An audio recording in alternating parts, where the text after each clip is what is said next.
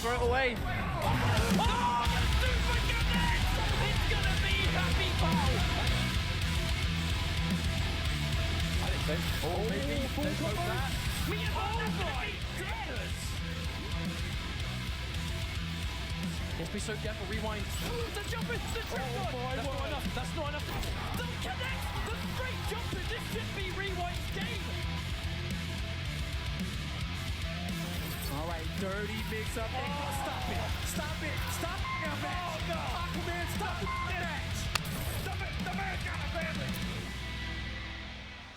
Ladies and gentlemen, welcome to the top 8 finals of Combo Breaker 2018. No Coast, no Kings as we get to the start of the Injustice Pro Series Season 2. Aquaman?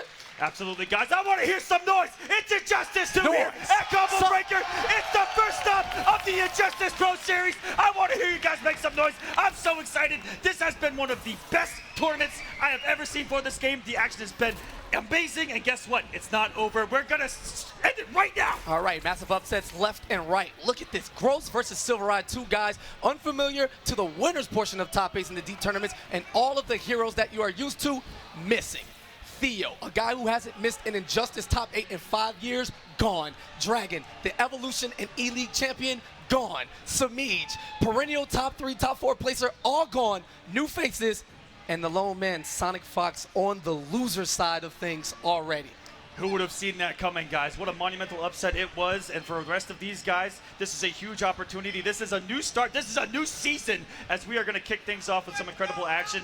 Gross versus SilverEye here, looking like they're getting ready to go. People stand switch and smoking the cigarette, letting you know he is ready. SilverEye hailing all the way from Philadelphia. Gross representing Florida by representing the Dominican Republic by way of Florida. My guy, Black Adam on the screen versus Hellboy. Let's get into it. Game 1. You fight 6 gods, not 1 man. 600.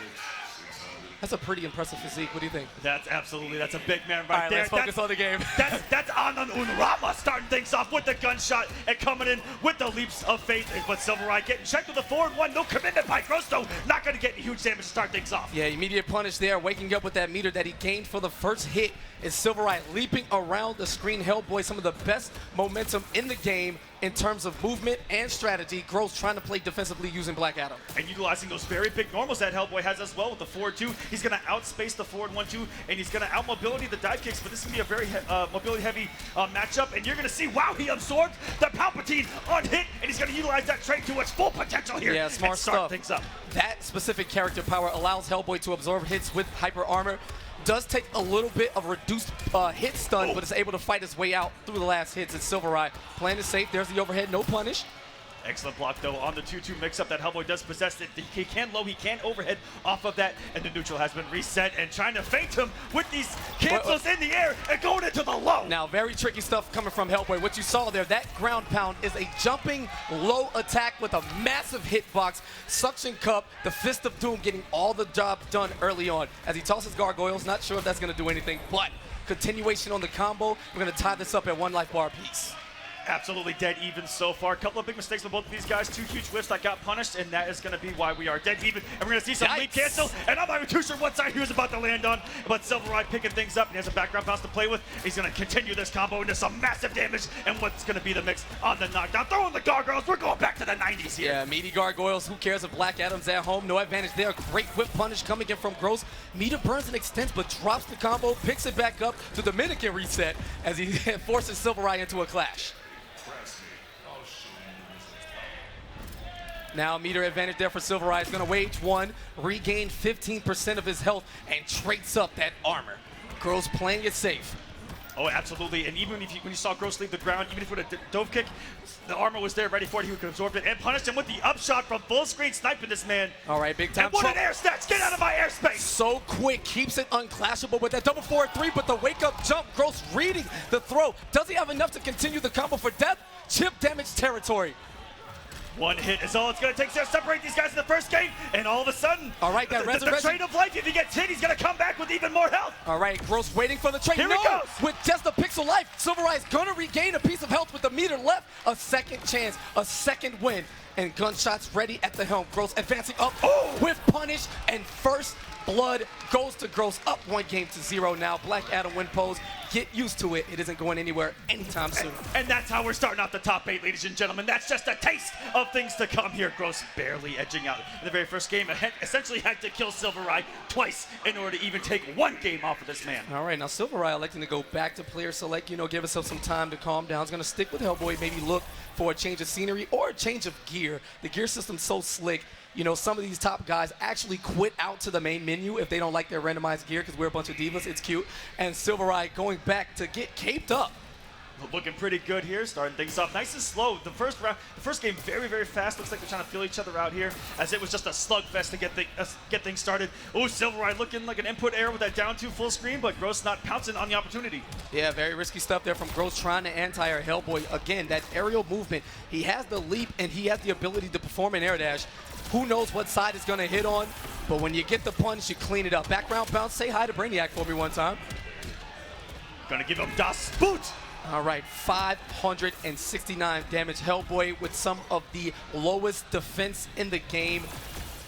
That's going to make all these combos do a little bit added damage here, what it looks like on paper. And the EX Palpatine, unlimited power! Yeah, Gross knowing a thing or two. That Hellboy armor can absorb around 6 hits.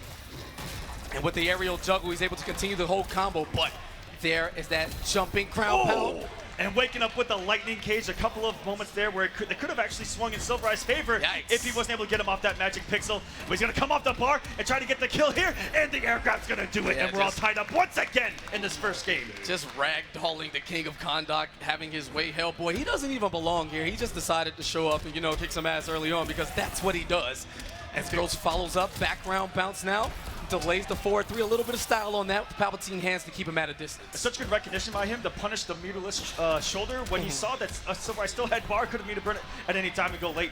Trade is activated, armor's on the screen, beautiful air to air, an easy conversion in the snatch, and the back three goes so far you can't even air it. Yeah, big advantage there for SilverEye. Gross teching out, losing 2 meters and still getting hit anyway. Now this clash does nothing for him besides reset the neutral, and SilverEye jumps in immediately, continuing the onslaught. That's what the mobility of Hellboy's all about, making that one read, and you're 0 to 100 real quick, full screen, and SilverEye gonna tie us up 1-1. Yeah, hand to the face, beat down on the chest. Gross refusing to block on wake up, trying to jump out, punish. Great meaty timing from SilverEye.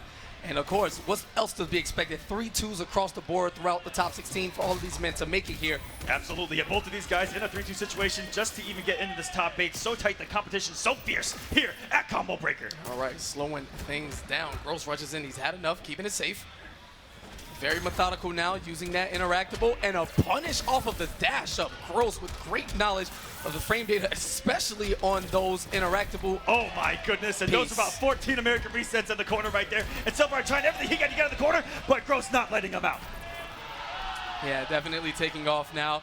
Back to the wall, SilverEye letting the gunshots fly, and an errant attack too far out. Easy punish for a player of Gross's caliber, and he is running away with this massive life lead.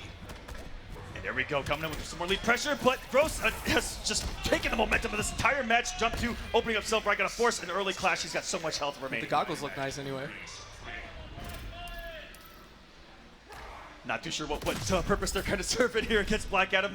Maybe try to survive the lightning a little bit here as Gross picking up right where he left off before the clash, opening up this man into the corner we go. And is he going to play it patient? No, gets immediately aggressive, and he's switching things up when he knocks this man down in the corner. I mean, at this point, Gross has nothing to lose. Even taking this combo here, SilverEye drops it, wakes up with the low lightning. I mean, he's just kind of having his way, waiting for that trait to recharge. Here comes the win button, and Gross up 2 games to 1. SilverEye didn't even want to see the win screen. Hold that. Like to thank the great folks at NetherRealm for giving us that player select and rematch option right there in the menu.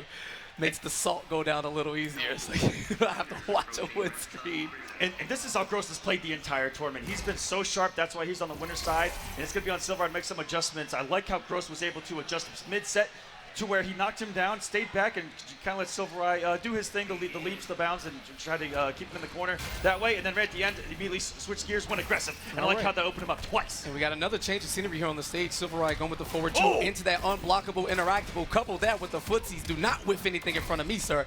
349 damage into more mix-ups. How does Gross respond? Oh, with a dive kick and a nice conversion. Meterlessly, he's going to spend the bar with extra damage here in the corner. And with the spoots. Yeah, double boost stomp to the face. Oh my goodness, he just disrespected this man with a wake-up upshot. Yeah, but it's a great thing because that The arc of the gunshot is enough to carry mid guys standing right in front of him and any jump arc thereafter. So the smart stuff from SilverEye as he has shifted momentum in his favor. Gross now back to the corner. And already in 4-2 range, he has to respect just like that. Holding a little bit of frames there, and SilverEye changing things up. It actually caught this man staggering, press the button in the middle, and he's looking. I'm not too sure what he was looking for there because he didn't have the meter to air escape or anything like that. Yeah, he might have dropped the back three a little early on the input, but either way it goes, every piece of damage count. All of these gunshots are adding up, and Gross now trying to force his way in. EX Low Lightning successfully blocked, and more gunshots to the face to stop him in his tracks. And he actually waited for the lightning cage this time, not working, and the sword coming out of nowhere. Trait activated. Is he going to end with the lightning hands to push this thing off? And he is not. Is SilverEye just trying to mix this man and send us to a game 5 here. Overhead works, but lightning cage works for Gross here. Now wait a minute. Now only a real master could make this comeback. There's the the dark magic, excuse me, black magic, to get SilverEye down, working on 39 health points.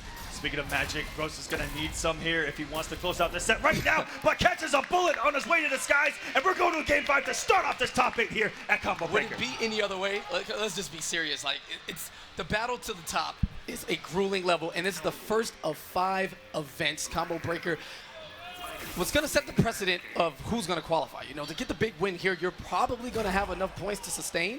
But if each individual major is as crazy as this one, who knows where that shift ends up. So both of these men trying to take advantage early, get that clean spot on the leaderboards, and kind of ride the wave as smoothly as possible, which smooth is going to be ridiculous. 100%. And this is just a taste of things to come. These competitors have a long season ahead of themselves here, KP. As we're going into game 5 here, SilverEye trying to bait out something in the air, but gets hit by the interactable, and Gross already going to work. I don't know how I feel about this tank top. It's green. Either way, gets hit with the unblockable, interactable. Gunshots to keep Gross at bay. Dashes up to the corner, trying to force his way with the mix-ups through the air. My turn back, plus frames into the trait cancel, and keeps it safe. Gets a lot of bar and chip damage. And got lucky, the 4-2-3, breaking the armor there of Gross's. And one thing I've noticed with SilverEye, he's really kept it simple with the 2-2 mix-up, conditioning him with the overhead. I'll be looking for the low here late in the set. Yeah, and Gross is going to spend 2 meters to ensure death on that great health bar. He is now 1,400 hit points away from advancing to the winners finals. And whoa, lucky trait there. If he would have eaten that meter burn back 3, launched across the screen, 400 damage, corner pressure, you name it. Gross escaping. Has the positioning too. And actually, he's catching SilverEye, trying to wake up, and he's trying to get out of this corner, but getting nothing off it. And there it is, the stagger off the 2-2. He's been conditioning him with the overhead, and now he's going to try to use that fear to try to generate some kind of pressure. The air throw not going to work here. Just out of range for that air throw. Great reaction from SilverEye, but missed the mark ever so slightly. Catches the Palpatine hands, and here we go. The strategy. Gross doesn't. Wow, he doesn't need a combo. Every individual hit counts, whether it's chip or down 2 there into the conversion. Unclashable coming up. SilverEye in big trouble.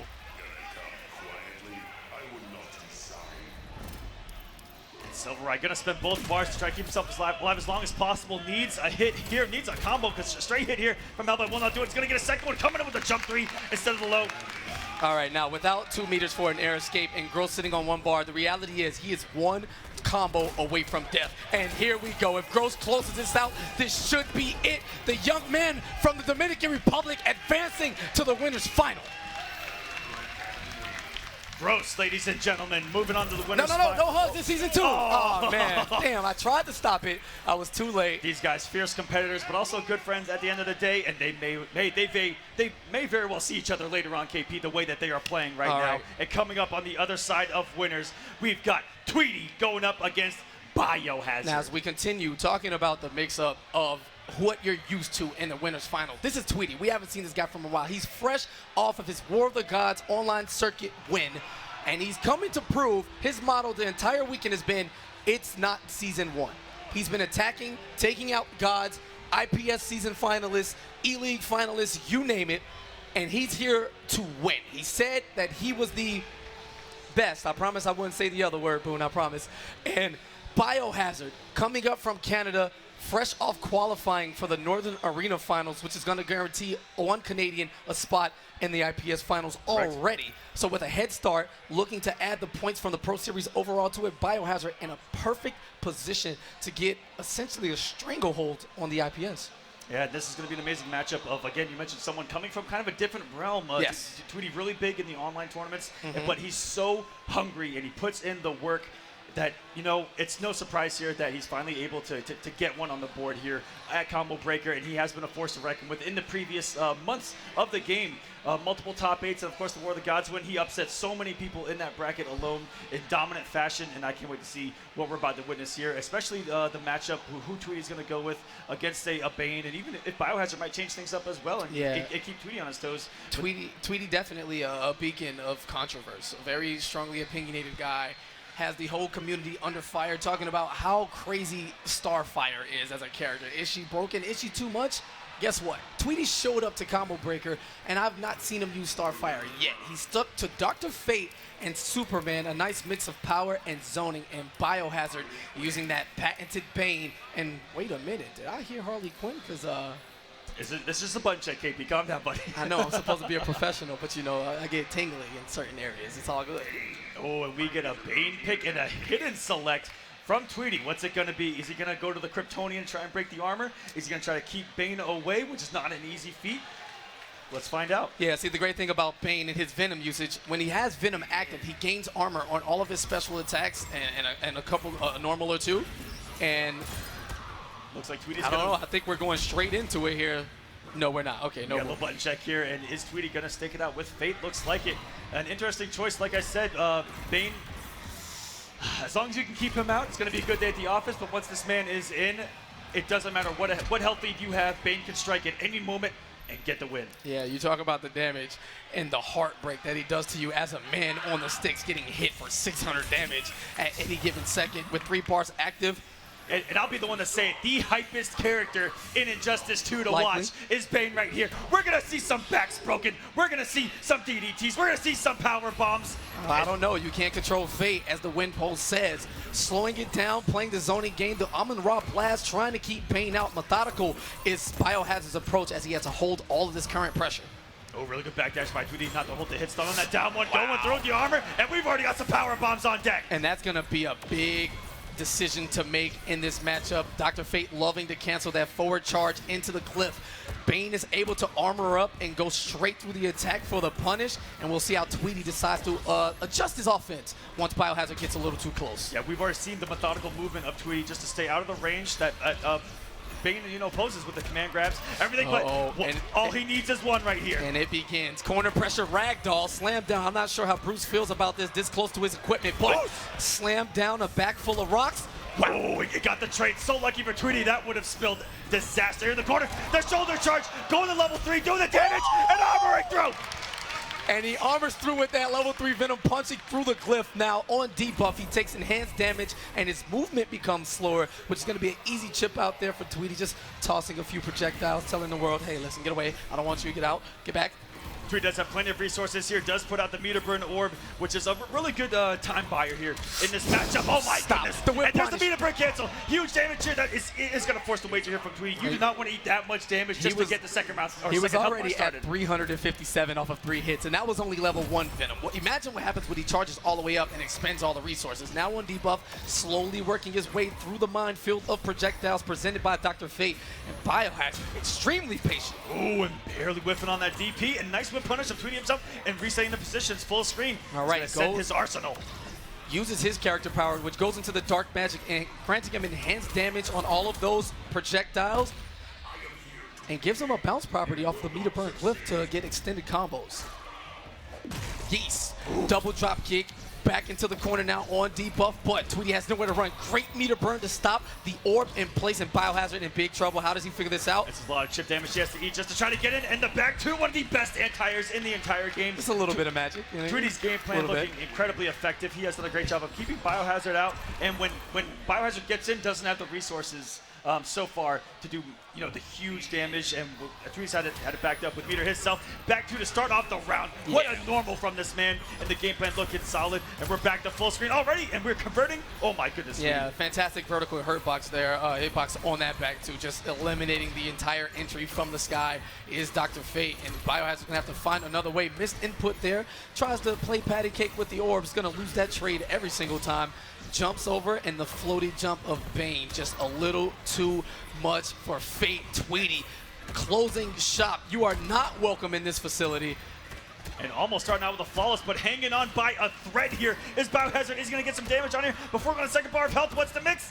Nothing. Push Fantastic block. push block, but finds his way in immediately. I like the aggression here. Put this man into the dirt. Walking into a projectile, though. And just waking up with that Amon-Ra blast right to the face. Biohazard getting a little bit of mileage, cleaning off some of that silver health bar. But, man, just a wall. Tweety's been fantastic with his spacing and zoning. And now that Bane is in, to the corner we go. How do we mix?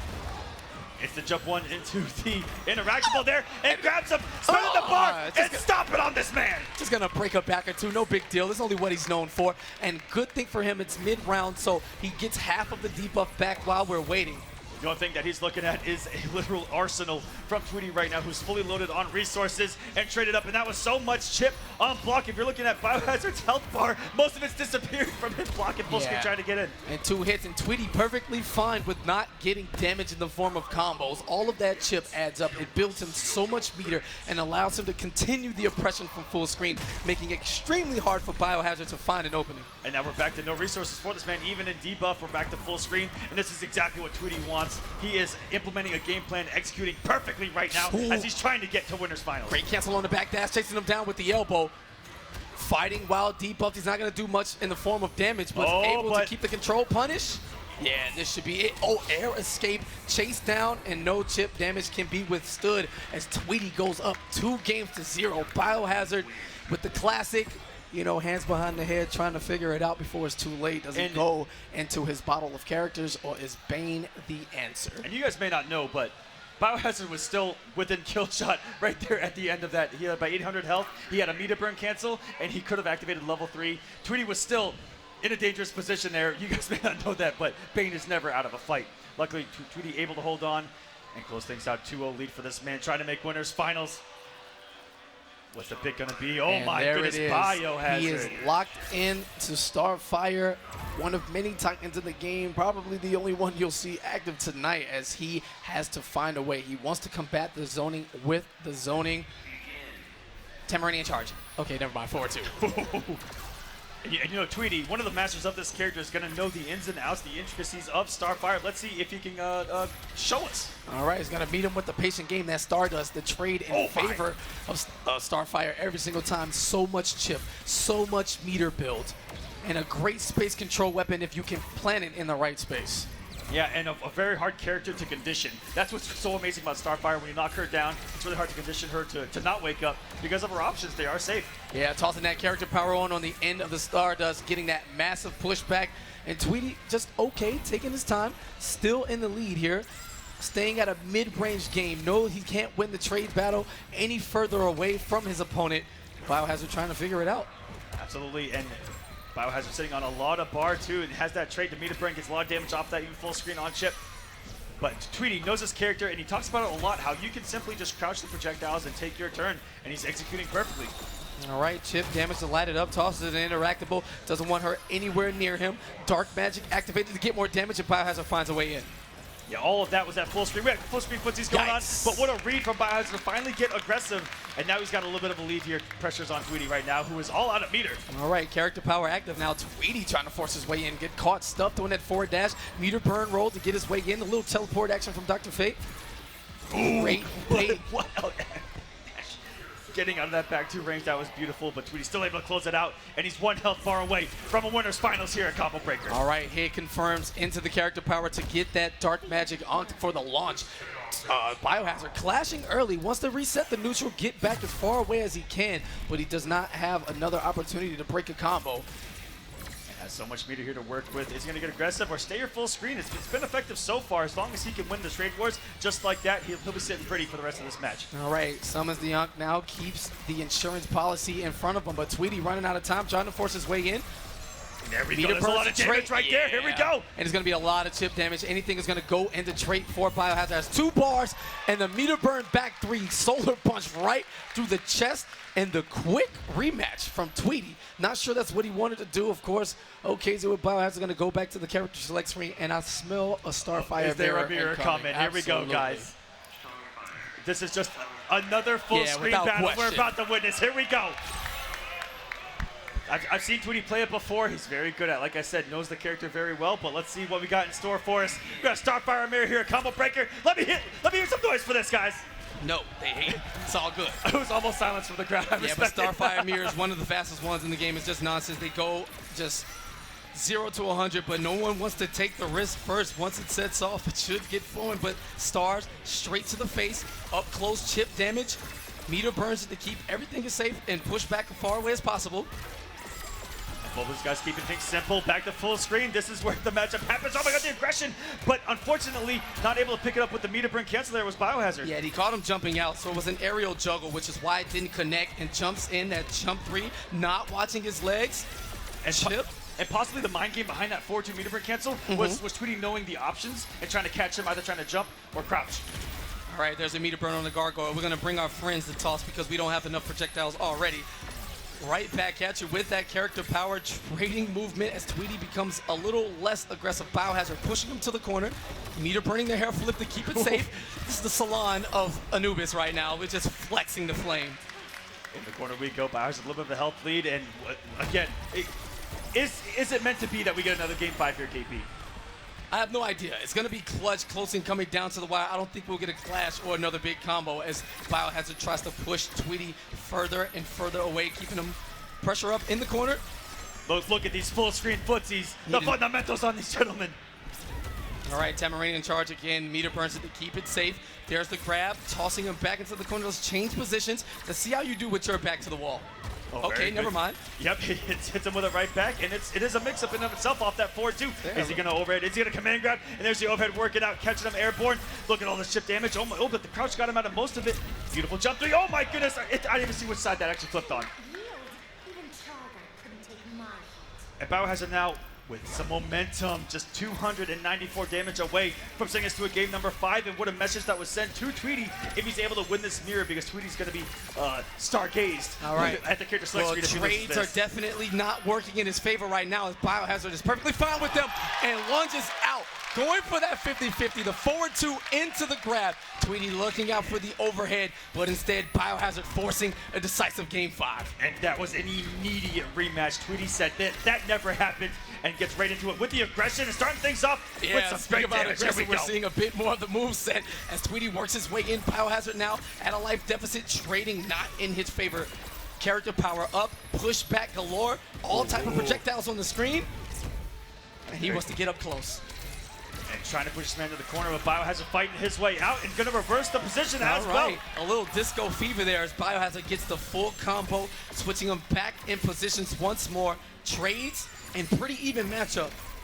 And these guys very good at the matchup themselves, know what to do. The crouches here and there, and Tweety's gonna drop first blood on the health bar, 1 away. That was from actually winner's really final. sick. A fantastic reaction. Looked for the projectile to get tossed and let go of that character power with the meter burn to get rid of Biohazard's health bar before the trade even take place.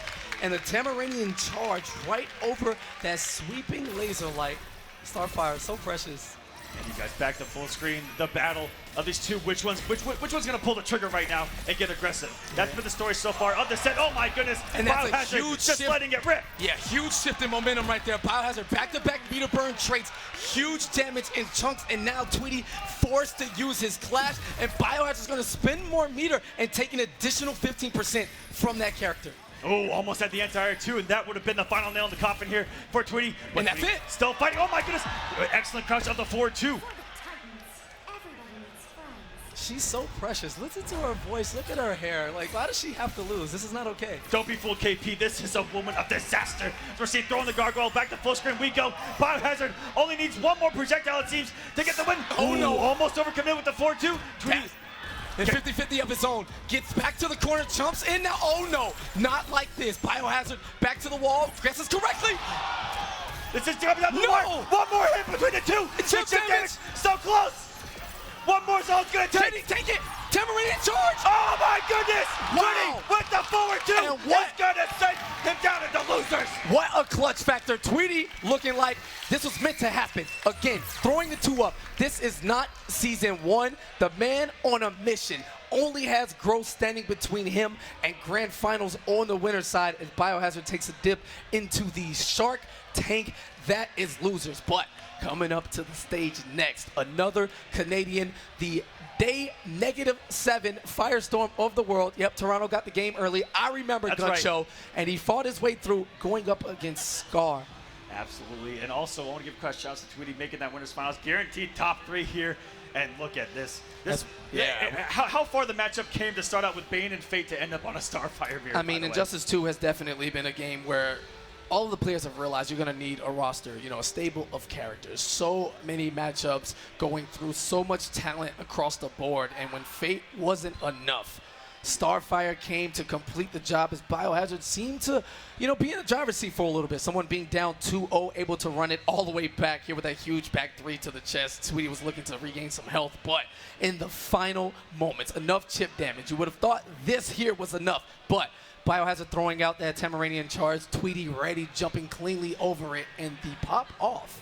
In one of the scrambles of the tournament happening, so beautiful. And there's the bracket, guys. Winners finals, Tweety versus Gross. Both of those guys are guaranteed top 3 at this point. So congratulations to them. All right. And we'll have to see what Fate has in store for them later on as we're going to venturing down in the losers bracket. SilverEye going to be awaiting the winner of Skaar and Guncho as we take a look at the bracket here. And on the bottom side, you know him, you love him, or you hate him. It is Echo Fox's Sonic Fox, still alive, kicking it against Rewind. This kid, Injustice 2 prodigy. Some say he might actually be the best Injustice player on the planet. Hasn't been able to piece it together in majors yet, but gaining his first top 8 here at the beginning of the Pro Series with a list of characters. We saw some Blue Beetle, we saw some Flash. Who knows what he's gonna do up against the kid who, the combined age of these gentlemen about 17 3/4. Give or take. And they just body all of us old people and take the money. It's glorious. It's pretty easy. Last time I saw these two play, Adam H. KIT, Sonic Fox versus Rewind, it was down to the very last hit. Rewind has a chance here, KP, to do almost the impossible. To the task at hand, Skaar, the cool, calm, you know, low-key, just shows up, the working man. The OG. Does his thing. Although, a lot of people don't know, Guncho goes way back. This man is actually an OG of the NRS scene. Go back to MK9, almost made top 8 in the game in MKX as well. And here we go, a battle of legends in the scene, it seems. It's going to be Supergirl against Firestorm. Early start, very patient. Firestorm known for having some of the sickest mix you'll ever see in an NRS game when he's able to activate that level 3 trait. But right now, neutral button's just as good. Guncho believing in this character from day one. There's the overhead splat. And same with Skaar with Supergirl. This is a character that we've seen kind of make a comeback here at Combo Breaker. It was really silent in between the seasons after some of the changes that NetherRealm implemented, but making it work as Skaar is going to look to just be, oh my goodness, let's say as annoying as possible for Guncho here full screen, but gets caught by the Molten Trap, and that's going to spell disaster. And all you want to do now is try to avoid it. Guncho nuclear melting down. All right, gets the throw back to the left as Supergirl sitting at home in the Fortress of Solitude, almost punished here on that breath. No meter burn to keep it safe, and the eye lasers knocking Guncho down into the corner. We go interactable, looking for the escape, but instead picks up a combo and eats that air tech alive. Spins the extra meter to get the kill on Chip. No, wait a minute, down 2, and Skaar not just giving up on the first health bar. Popped off a little bit too much there, trying to build the meter and then trying to chip out, but Skaar was ready for it, recognizing that the hit stun was gone, and the instant air Trailblazer going to close it out for Guncho here, gaining the early momentum. And what's so scary is that he was able to take that first bar without coming off of that level 3 trait, and that could come into play later on. All right, whip punish on the down 2 here. Into the trait 2 we go. Level 3. What is the mix-up? Look at this. Who in the crowd can block this? Nobody. Hold that. We all got hit. Run it back once more. Does he have enough trait activation? Yes. One more. Oh Stop my it. goodness, and this is all untouchable from this point. Nice throw by Skaar, though, to put this man back in the corner. Okay, might be able to take the bar here. Gonna get some great damage. We got some Supergirl loops. Oh yeah, this is gonna be that damage. All right, enough to go. An entire health bar, a Clash active, but he'll have no chance to activate it there with Guncho. The meter burn burst, and wow, that fusion blast straight to the face. 5 frames of absolute fury. You have so fast, no I escape. didn't even see fire on the screen. The man just was incinerated. Yeah, that's what happens when you get cooked. Skaar down on game to 0 as Gunny is trying to fight his way through. The man who also qualified through Northern Arena, you know, the Canadians showing that they definitely earned that extra spot, and just wherever you throw them in the bracket, we had a big run. You know, Honeybee coming in 9th, Hayate in top 16. They all showed up to play, and the legacy is living on as Toronto is carrying the Great White North. Absolutely, and Gunshow, who was absent from the IPS season #1. Yes. And seeing his results in Canada and just seeing his results online, playing with some of the top players in the world, everyone in that bracket knew that when Gunshow signed up and he came and started playing, that he was a dark horse of this event. And I think that he has proven his point by making this top 8 and already a nice health lead on Skaar. All right, it's getting a little bit edgier in here. Skaar makes the switch to Red Hood, now planting those mines out. No, it is not your turn, good sir. Hold on. With punish coming, yes. And Gunshow getting the Lancey, throwing out the full string there on Whiff. And this is a character we haven't seen in quite some time, KP. All right, using the invincibility frames on Wake Up to escape the corner is Gunshow. Who's got them stars, enough bullets in the Akimbos to lock them down, trying to keep himself safe. But Gunny now to the corner we go. Pressure on the Molten Trap, super plus frames. Great tech from Skaar in the instant challenge. And you have to guess in so many ways when he puts you in that hit stun in the corner. And you saw that Gunshow was making a read, that Skaar was making the read of going for the throw. All right. With that neutral jump, and oh my goodness, under the Trailblazer. Yeah, not going to meet a burn it though. No hiccup from there from Gunshow. Yeah, not in the slightest. Maybe he's just being a generous guy and wants to save his resources, but Skaar will take all of that if he chips him out with that meter burn lunge. Plenty bullets, infinite ammo. I don't know how that works. Maybe it's video game secrets of life, but Skaar trying to find his way in. Eats the splat. And a little late on the reaction. He goes for the whiff punish. Now Firestorm never out of a single round in this game as long as he's got that level 3 trait and the possibility to come back. But what I love about Gunshow is watching him play without it and how he's able to still compete at the highest possible level without that level 3 trait. It's just an added bonus at this point. Skaar getting a little bit slick there, charging the back 3 to put some fear in the heart of Gunshow. Great punish on the whiff, spins a bar to get the continuation now. This is perfect for Gunshow because he's still got that level 3 trait like I was talking about earlier. And that's going to put pressure on Skaar to, if he gets opened up, it's going to force an early clash. All right, trying to catch him, not watching his toes. Now Gunny double dives in. Skaar's had enough. Standing patient is getting him nowhere. Chasing him down. Another dive. Trades it. All of this working in his favor. And the raw activation of trait. Does he have enough left in the tank? Ooh, if he didn't do anything, he could have got him. Oh my goodness. Big time mistake from Skaar, but instead just goes for the unclashable damage. Let's take the trip down outside. He had 2 options there, damage or let him clash. You think that elevator still works? Not a chance. Gunny coming in. Oh, here we go. No, and keeps it unclashable. Doesn't throw him for another transition. And Gunny looking to make the comeback. Chip damage territory. Going for the quick shot. Skaar, how does he decide what to do? Oh my goodness. Gunshow making a monumental comeback here against Skaar in game #2. That was such composure by this young Canadian. And then game #3 we go. Gunshow. All right. Riding this wave of momentum. Cowabunga, dude. Here we go. Patience, avoiding the Gotham Stars so effortlessly is Gunshow, looking for the anti-air, but Skaar, great close. Oh, a parry, trying to call him out from a little too far away. Everything's safe. Gunny just picking his spots, not being hyper-aggressive, not coming in with raw 50-50s or anything of that nature, letting Skaar kind of hang himself and just reactionary movement. Great stuff from Gunshow so far. And we have no Skaar utilizing those great mobility options that leave him off the ground, so Trailblazer has been taken away in this matchup for the most part. But all Gunshow needs is one to get back into this fight. Yeah, knew that trait cancel was not real into the level 3. 3 mix-up capabilities, front side, overhead.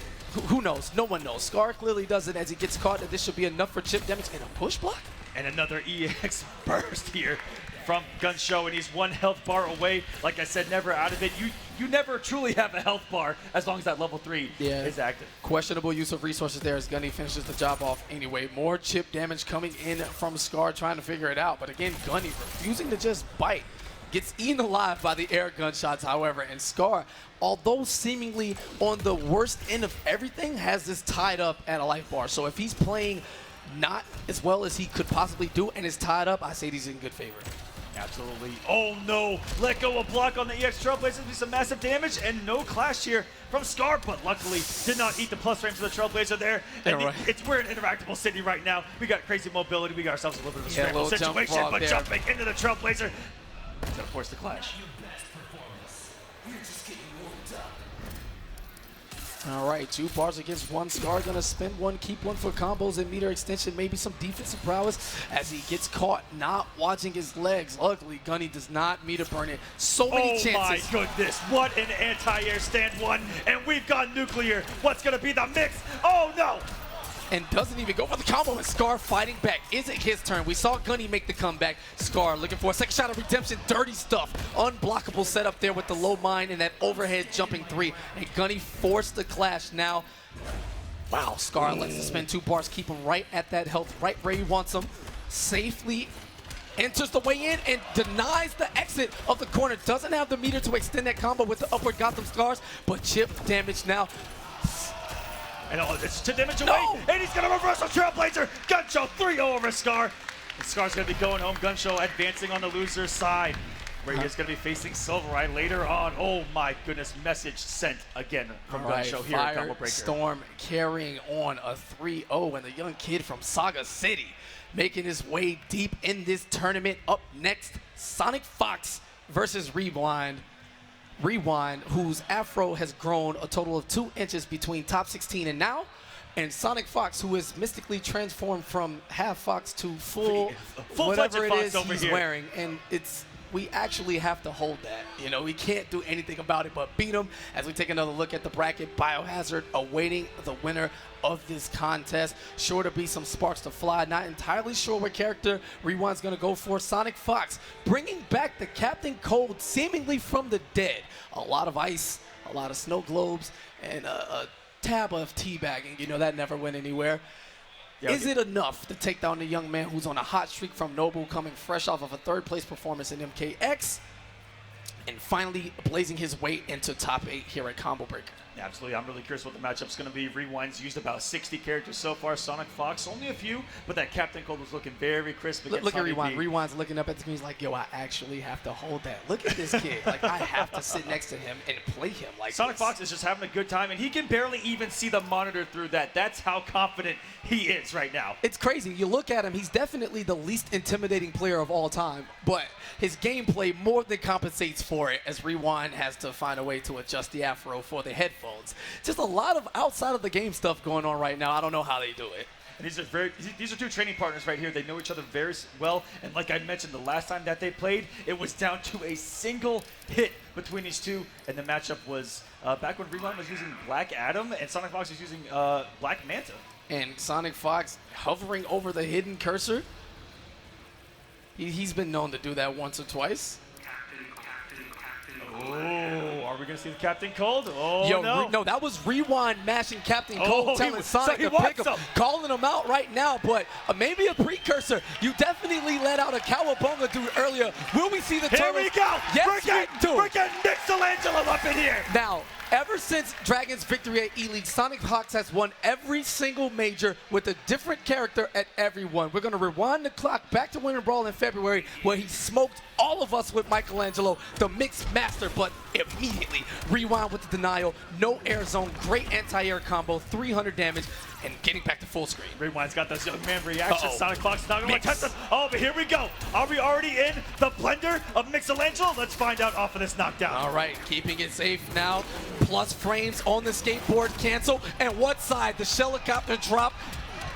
Anything in the corner, it's going to cross up so hard to deal with as he has mix-ups in front of you as well. This whole time, and Sonic Fox already getting things started here. The knockdown doesn't have to worry about lightning cage whatsoever. Can just apply the mix, and Rewind, for some reason, savagely just swings. Now, great block on the low now, looking for the mix-up. Sonic trying to jump on Wake Up Rico and having none of it. Great reaction to catch him with that air dive kick, and yeah, we got ourselves a fight. This is beautiful back and forth between 2 amazing players right now. Oh my goodness, what use of the instant air shell drop to to close the gap and even get a punish. Yeah, Raph, hold on, I got Rewind this. right Go away, my brother. It's all good. Mikey looking to finish the fight himself, and a challenge on the plus frames from Rewind. Forward 3, keeping it plus.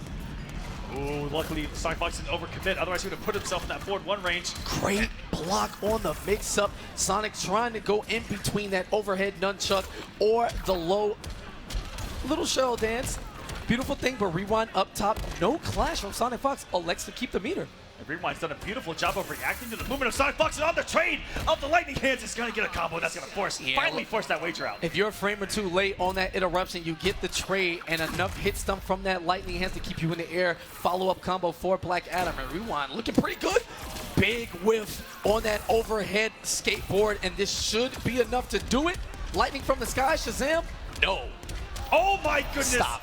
Just I'm no. out. Nope. No. The slap of denial of Sonic for the wake up gives the approval head nod through the fox fur. He's gonna switch characters. And Rewind telling Sonic to pick Captain Cold. He's gonna take the bait. Yo, did you get taunted on the character select screen? That's OD.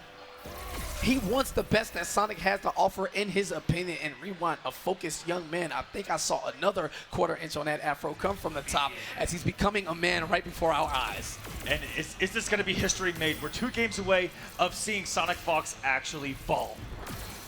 All right, trade is up, charge to level 1. Sonic not looking for offensive capabilities just yet. Wants to enhance that gun to level 2 to get the faster projectiles and have access to that snow globe where his dirtiest mix-ups come into play. Very good check by Rewind there. Sonic Fox gets with a lot of murder with the down ones after the 4-2-3s here with Captain Cold. Great tech. And utilizing that brand new string back to 3, which is now +4 on block. All right, to the corner we go. He's going to go for the 4-3. Here's the knockdown. Oh, wow, the Death Sickle coming from the top. No escape. You wanted Captain Cold? Well, you got him, buddy. Here's the level 2 trait charge, and now Rewind back to the wall. Sonic will be looking to set up the snow globe. Nice big whiff on the 4-3, but no punish from Rewind. I like the reaction. Captain Cold's forward and back 3, unfortunately, are some T-Rex ones. They're going absolutely nowhere. And this is a dangerous situation for Rewind now. Snow Globe, he's going to wager He right before it. definitely had to clash. The level 2 trait setup was coming therein after. He would have got refrozen and guaranteed death, but now Sonic exactly where he wants him. No clash and no options to escape. Now once he gets a hit, the snow globe coming out, and what's going to be the mix, but he has to get the hit first, and that's where a lot of other Captain Cold struggle. All right. He's simply landing the hits, but Sonic Fox, in his infinite neutral, able to get hits with his character. Yeah, camping around that interactable, hoping to catch Rewind with that explosion, but instead opens him up. Back 3 for the launch. Will we get the setup? Death Sickle? Oh, he's going to hold on to it here. There's the wall. Stay out, Black Adam. You are not welcome here. He's going to get out with that dive kick, and even if he gets a snow globe out, does have a full screen to work with. Oh, and I like the aggression there from Sonic Fox afterwards. You got to watch out. And it goes away right in time. Great knowledge, Rewind. Trying to jump out, but that down 2 so great from Captain Cold, and this should be enough for the kill. Sonic Fox tying it up at 1 game apiece. You wanted Cold, well, you got him, and now Rewind headed to the player select screen, baited him into maybe something he wants, and the counter pick game comes into play, and here comes young Jaime Reyes, the Blue Beetle.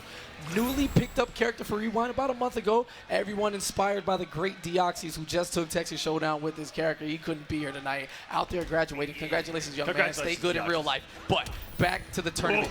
Big time sweep. Rewind again fighting that. Chasing him down with the flight. I was actually talking earlier about the development of Blue Beetle in the previous months, the past couple months of Injustice 2. One of my favorite things to witness is this character going nowhere but up. Keeping it safe there with that charge. Pushes him out. Projectile. Oh, wow. Get what the a conversion. Are you kidding me right now? Jumps and cancels in the flight to stay tricky in the air. You want to talk mobility. Blue Beetle, one of the most annoying characters in the game, constantly having to chase him down. Rewind not giving Sonic any openings. Stand at additions. Look at that sweep. So good. Oh my goodness, and getting him with the mix, the back 2 on wake up and throwing the mid. You ain't going nowhere. Those frosted Cheerios are on deck. Yeah, Sonic definitely getting cooked back to the wall. He needs to figure out something fast. This is a body as Rewind putting on an offensive clinic here with nothing but movement. Like, guys, I'm really curious about if Sonic actually fell into a trap here as he wanted this matchup. And it looks like he's executing perfectly. All right, slowing things down, canceling, find a way, tosses a few films at him. I don't know if he watched it, but the snow globe. It's gonna get the balance now, wakes up, meter burn 4-3. Yeah, and kind of odd Very there tricky on the situation. slowdown. Yeah, messes up the timing on his combo, but picks back up. Here's the punish. He's gonna charge up that trait. Oh, no, he's gonna go for the damage Just a here. little bit. And the setup of the icicle and not getting hit by it. Yeah, Sonic Fox just smashing that down too, trying to knock Beetle out the sky, but Rewind just Oh flying my goodness! everywhere. Are you How kidding me with crazy his is abilities? this? Sick display of movement there for Rewind, staying, you know, unhittable until he hits the ground, which is where Sonic has gotten the most of his damage. Great hovering around that interactable. Captain Cold, also a gadget character, so he can't destroy it and get rid of it. I love this strategy to stay here, mid-screen. What absolutely amazes me about Rewind as a player is every time I see him pick up a new character, which is every other week, So ridiculous. after a week, he looks better than every day one main out there. Yeah, looking just like Sonic Fox here. Great spacing, momentum shifting. Rewind trying to slow it down. Sonic not looking for trades at this point in the match. To the wall, looking for the Oh my setup. goodness, look at the mobility by these guys. These Will guys you are look playing at that pure knee? pussies right here. Sweep. Oh, excellent forward dash there by Sonic Fox to get out of the cross-up attempt. I'm so going to beat you. Feelings mutual. And just like last game, wagered before the snow globe just in case. But now Sonic Fox still has one loaded. And as the bar, oh my goodness, gets the sweep and the wake up, not gonna count. And oh my goodness, Rewind takes another game off Sonic Fox. One away from the upset. Fun fact, Sonic Fox has never gotten anything less than 5th in the history of Injustice 2. Also, the curse that remains, anyone who's beaten Sonic Fox in tournament has never gone on to win it. Yes. So, what do you want? Pick your poison, or is Rewind the chosen one, ready to shift all momentum, break all of the set stereotypes of the Injustice 2 Pro Series tendencies as he wakes up with that lunge, free whiff punish. Sonic Fox now going to a third character here. We're going way back in time here for Sonic Fox, deep into the arsenal. And Lord looking like a good pick here. Into the corner we go. Are we going to get some set play? The mines are down. Really good patience by Rewind. All right, going for the low on the mix-up. Rewind back to the wall. Can't really escape. Forward dash on wake up like a true god. But Sonic able to stop him, denying his entry. Get away from me. Yes. And the Gotham Stars up to the skies, looking to cover that aerial assault put on by Rewind thus far. Oh my goodness, look how confident he was in walking forward towards Sonic, just avoiding the minefield that was put out by this man. Great check on the forward dashes. Rewind having none of it, not letting Sonic get away with anything easy, per se. Push blocks, keep him to the corner, and commits to the string. Super unsafe, but Sonic letting go of the button. Which side? Doesn't matter. Meter burn dive out of there. We're letting all of the bullets fly. All right, Rewind sees another mix. Another wake-up back lunge by Sonic Fox, paying off, getting him out of dodge. Because Rewind, once he gets a knockdown, can't apply so much mix, but unable to against this character. He's got to worry about so many wake-up options that Red Hood possesses. And great knowledge to get that air escape from full screen as Sonic was ready to lunge his way in with that back three. But Rewind fighting back, piece by piece, little cute donuts, trying to make things happen. Dives out of there, wants nothing to do with that flight cancel pressure. Sonic gimmicks or not. Just going to evade it and not even give Rewind a chance. Chasing him down, but that one frame startup away dive, keeping Sonic straight out of pressure on Oki situations. Once again. Got opened up by the low, but unfortunately Rewind unable to convert the combo. Sonic Fox now chipped away from setting us to another game 5 here in top 8. And it's the only way. Rewind's going to head back to the character select screen. The counter pick game in his favor. Has to stick to it. Very happy man, and Black Adam has come out to play. One decisive game, one chance for Rewind to dethrone the Fox for good. And this is the character he almost did it with at KIT. Can he have some redemption here at Combo Breaker? Can he send a message to the rest of the Injustice 2 What scene a great here? start here. The meterless combo, 440 damage thanks to the background bounce. But again, you can never count Sonic out. Gotham Stars on wake up to deny that black magic, and Rewind seemingly looking for nothing but the big reads. Won a massive combo every time he lands a touch, but nope, patience and more patience. As Sonic walks away, he's gonna take a tour of the entire Batcave before Black Adam can have his way with him.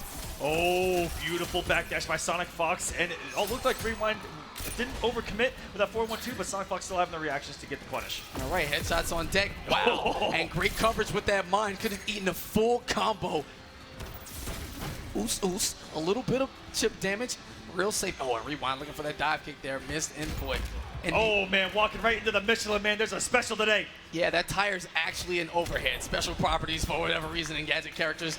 And now Sonic Fox methodically taking the life lead. Big time advantage. Eats a low lightning. Gets a little antsy trying to toss out some projectiles. Ooh, putting down the minefield. There's so much meter now from Rewind. Only needs to hit, but Sonic Fox is denying him right now. Back to full screen you go. And what a read with the back three. Knew that that was Rewind's only way in. I don't know. That looked like a reaction to me, Ball. Saw Rewind take it to the skies and instantly followed up with that meter burn back three, absorbing the dive kick with the hit of armor that it grants you. And now, no clash. One bar and a lot of guessing to be done as Rewind gets the punish. It's going to be enough. Go into the corner. 4-1-2 should close it out. And Shazam. just like that. Final round between these two. Is Sonic Fox going to be eliminated from the bracket?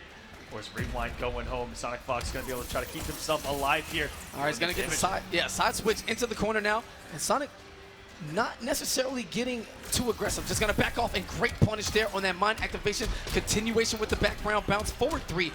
Massive damage incoming. 478. Evening us up here on Health, and we're coming down to the wire, folks. Stand one into the low lightning. What a mix-up by Rewind, not having anything to back that up. Good blocks on the mind, not watching his toes, though. Caught on the walk back now. Sonic getting aggressive now. This is what Rewind wants. The whole time he's been trying to play up close and personal. A little reset to neutral. Doesn't want to eat anything. And a chance at a clash? No. Instead, Rewind's going to drop, looking for the reset of sorts. Down to the wire, under 300 damage. Here we go. Rewind took all of the risk, but Sonic Fox not getting the punish. And what a well-placed drop. Sonic messing up, giving Rewind a second chance at life. You don't know what's going to happen. Chip damage territory. Block. Yikes. Oh my goodness. No away. punish. Oh my goodness. No. And he's going to try to laser, but he dropped it. Fearing it. And Sonic Fox is going to stay alive. And Rewind knew that Sonic was going to go for the throw in that case. Looking to shimmy with the forward three, which is throw immune. Sonic not risking anything at all. Not an armor, not a jump attack. Instant jump one, looking for a trade at worst. And the Fox stays alive. Rewind giving him all he had, but he's going to bow out with that respectful 7th place and take home his good chunk of points here for the Pro Series. And no surprise that it came down to that KP, that close between these two. And you know, Rewind finally getting that offline top 8. Congratulations to him. That was amazing. But Sonic Fox is going to try to continue his run where he's going to run into Biohazard. Yeah, a lot of intrigue. Again, two more of the guys who you weren't used to seeing in the top 8s, Gunny and SilverEye, prepping for their next match on the loser side of the bracket. But just hold on. We'll be right back with more of the Injustice 2 Pro Series here at Combo Breaker 2018.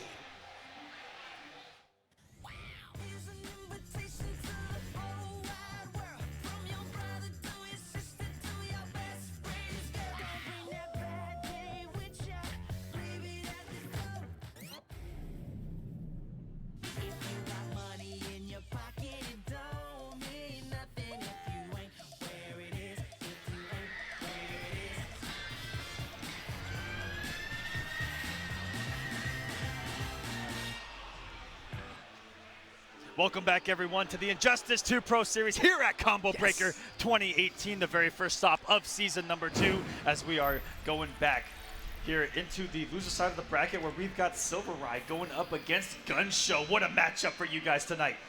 This may be tough. If SilverEye stays true to Hellboy and with all his leaping around, Gunshow and Firestorm has access to that burst. One of the best anti-hits in the game. Absolutely. It hits in front, it hits behind, it leads to full combos over any here. omnidirectional juggle that works, that goes into a molten trap that restands for the that mix. safe on block because reasons. You know, we can talk about that later. There's a few developers in the house. Maybe pull them to the side. But right now, these two only can worry about the opponent that sits right in front of them. And Gunny, coming all the way down from Toronto, making the trip, representing Saga City, and SilverEye, you know, Mr. Pennsylvania, but I don't live in Philly. Trying to get the job done here at Combo Breaker. No coasts, no kings. And what a story SilverEye has been in the NRS scene. You know, coming from, I'm going to say he came from a Facebook group of all places, playing in a couple of online tournaments, coming offline, and what a transformation that we've seen into a top competitor in this entire scene. All right, very calm. Gunshow a little too into this button check. I need to check his pulse right quick, make sure he isn't going to, you know. All you got to do is hit the trade button and you pretty much done your button check, Gunshow. Calm down. And we're getting this matchup, guys. SilverEye, Gunshow. Never pull a gun on a youth. I was planning giant stone fish. That is seriously freaking cool. Okay, he's excited to get fisted by a giant Doom. We're going to leave that alone right there. Tosses the garbage can and points the gun at him that he told him not to use. I don't know if the rules go out the window when it comes to character lore and the discussions, but Gunny clearly doesn't care about any of that, and great bait there from SilverEye, as we talked about using that burst to stop his aerial charge. And blocked one and just threw the back three. I don't even think it was his turn at that point, but why not? That back three goes so far. Both of these characters' back three are pretty much the same exact thing here. A huge range, very deceptive, and you gotta be on alert. And I really love the SilverEye baiting on these approaches of the air. It's just gonna try to bait out that burst. And, oh my goodness, coming from downtown with the low pound. And there's that fist right to the big section. Huge, about 200 damage on the meter burn. So quick, you definitely have to guess when you see it coming. Woo! What a whip punish on the whipped forward three of Gun Show, and that's gonna be the kill. SilverEye drawing first blood, taking that very first essential bar and message sent to Gun Show right now. And I love that SilverEye is keeping him guessing. He here full screen with the leaps, and when he's gonna get aggressive or not. What side did that hit on? Activates the armor. Big jump punch and another beat down to the face, and Firestorm getting exactly what he asked for. Trying to rush his way is a Gun Show. Great bait there. SilverEye throwing out that meter burn back to be looking for the launch and to break through with the armor. Instead, eats a molten trap for breakfast. Trait activated. One mix up until death. Stop. What side did that hit on? I'm not even sure. I'm gonna be completely honest with you, KP. Might have hit in front, might have hit behind. I'd say it's 50-50. Listen, it hit on the right side, and that's all that matters. SilverEye forced the clash. Now, sick goggles, bro. How much are you going to spend to keep your health? One bar, just a 15%. And Gunny electing to keep that for maybe molten traps. Activates the armor. Oh, excuse me. That is the damage buff there. That is. And not able to take any of these hits. That's why he was blocking those molten traps, because if he had the armor one on, could have taken it unhit and used that to make the approach. All right, and Gunny, with that meter he saved, able to use it for his own clash successfully, winning it, you know, by 1 meter, which allows him to regain 15% health. Gets the defense matrix up so he takes less damage. Oh, and there it is, the burst finally paying off, get him out of the skies. He's gonna have some crazy hits done here. What a block. He was waiting until the hits done ended too. So smart by Gunny. I like it. Anti-air with the meter burn burst, looking to recapture him with the molten trap. Didn't have another bar to meter burn, but again, one big whiff from SilverEye. He keeps it. Plus, big punch there, trying to knock Gunny's head off. Going for the RKO out of nowhere. Good stagger on the 1-2, but Gunny not falling for it. With the down one burst, gonna take game number 1 here with SilverEye, and that's a comeback right there. Coming into game number 2. Gun Show red hot. Both of these characters red hot. Yeah, jumping out of there wants nothing to do with the mix-up up close. Molten Trap testing him. All right, this time, active armor. He's going to punch his way through. No, looking for the mix-up. Gunny just continuously challenging. I like the idea. This is kind of an unfair matchup to begin with. Ananun Rama over here is actually fire immune, yet Firestorm able to do some damage to this man. What's going on? Listen, man, you can talk about the lore all you want. Take it up with DC. I'm just a commentator. As Hellboy works his way in, gunshot to the face. Firestorm looking to connect with that molten trap, but no, SilverEye playing a much better game here from the mid-range. It's when he gets to leaping is when the bad things start to happen, but armor's up, gets the combo, no hit confirmed. Ooh. And yeah, when he stays grounded, it's been really good, but once he gets crazy, and all it takes is one from Firestorm, as we're about to witness right here. Oh, excellent push block. Great block, and keeps Gunny in the corner, but the meter burn on the bench. Gadget characters coming through with the dynamite. Enough damage to secure that great health bar, and Gun Show clean as ever. And this is perfect if you're a Firestorm player. You know right now Gun Show's going to be feeling himself because he's going to be able to build that level 3 back by the end of this match. All right, into the burst to keep himself safe. Meter burn back 3, punching his way through it. Right, taking about that very first bar, and that, oh, if he would have committed, would have got all of the damage. Yeah, but that's what you call conditioning. He's been hit with that burst so many times. SilverEye trying to bait it out. Gets the air throw, extended damage now. Beat his face in. More damage. Is he going to chase him down? No. Elects to activate the armor. Free entryway. Excellent block off the 2-2 into the down. With the low and what a burst. Getting the anti-air, and this man is at level 3. All right, the Matrix is up. Wow, great stuff. Using the unclashable into the trait. Damage over time coming up if he can connect anything here. And look at that chunk of damage. He's just done it. It's... All it's going to take is one more, and the straight shot going to do it. Gun Show going up 2-0 against SilverEye here, trying to make it in to loser semifinals. All right, he has the one coach activated. I'm not sure whose man this is, but he's talking to him, so he is the designation. As we count down from 30 seconds here, SilverEye trying to figure out exactly what to do. I know exactly what this man's whispering in his ear. It's simple. Don't get hit. Oh, sick. I could have told him that. Simple advice. All right, headed to Gorilla City. All of the beautiful exhibits on display. Big old background bounce for both of these characters who have seen range already. What a trade on the forward, too. I'm not even sure what button Gunshow just pressed in order to get that.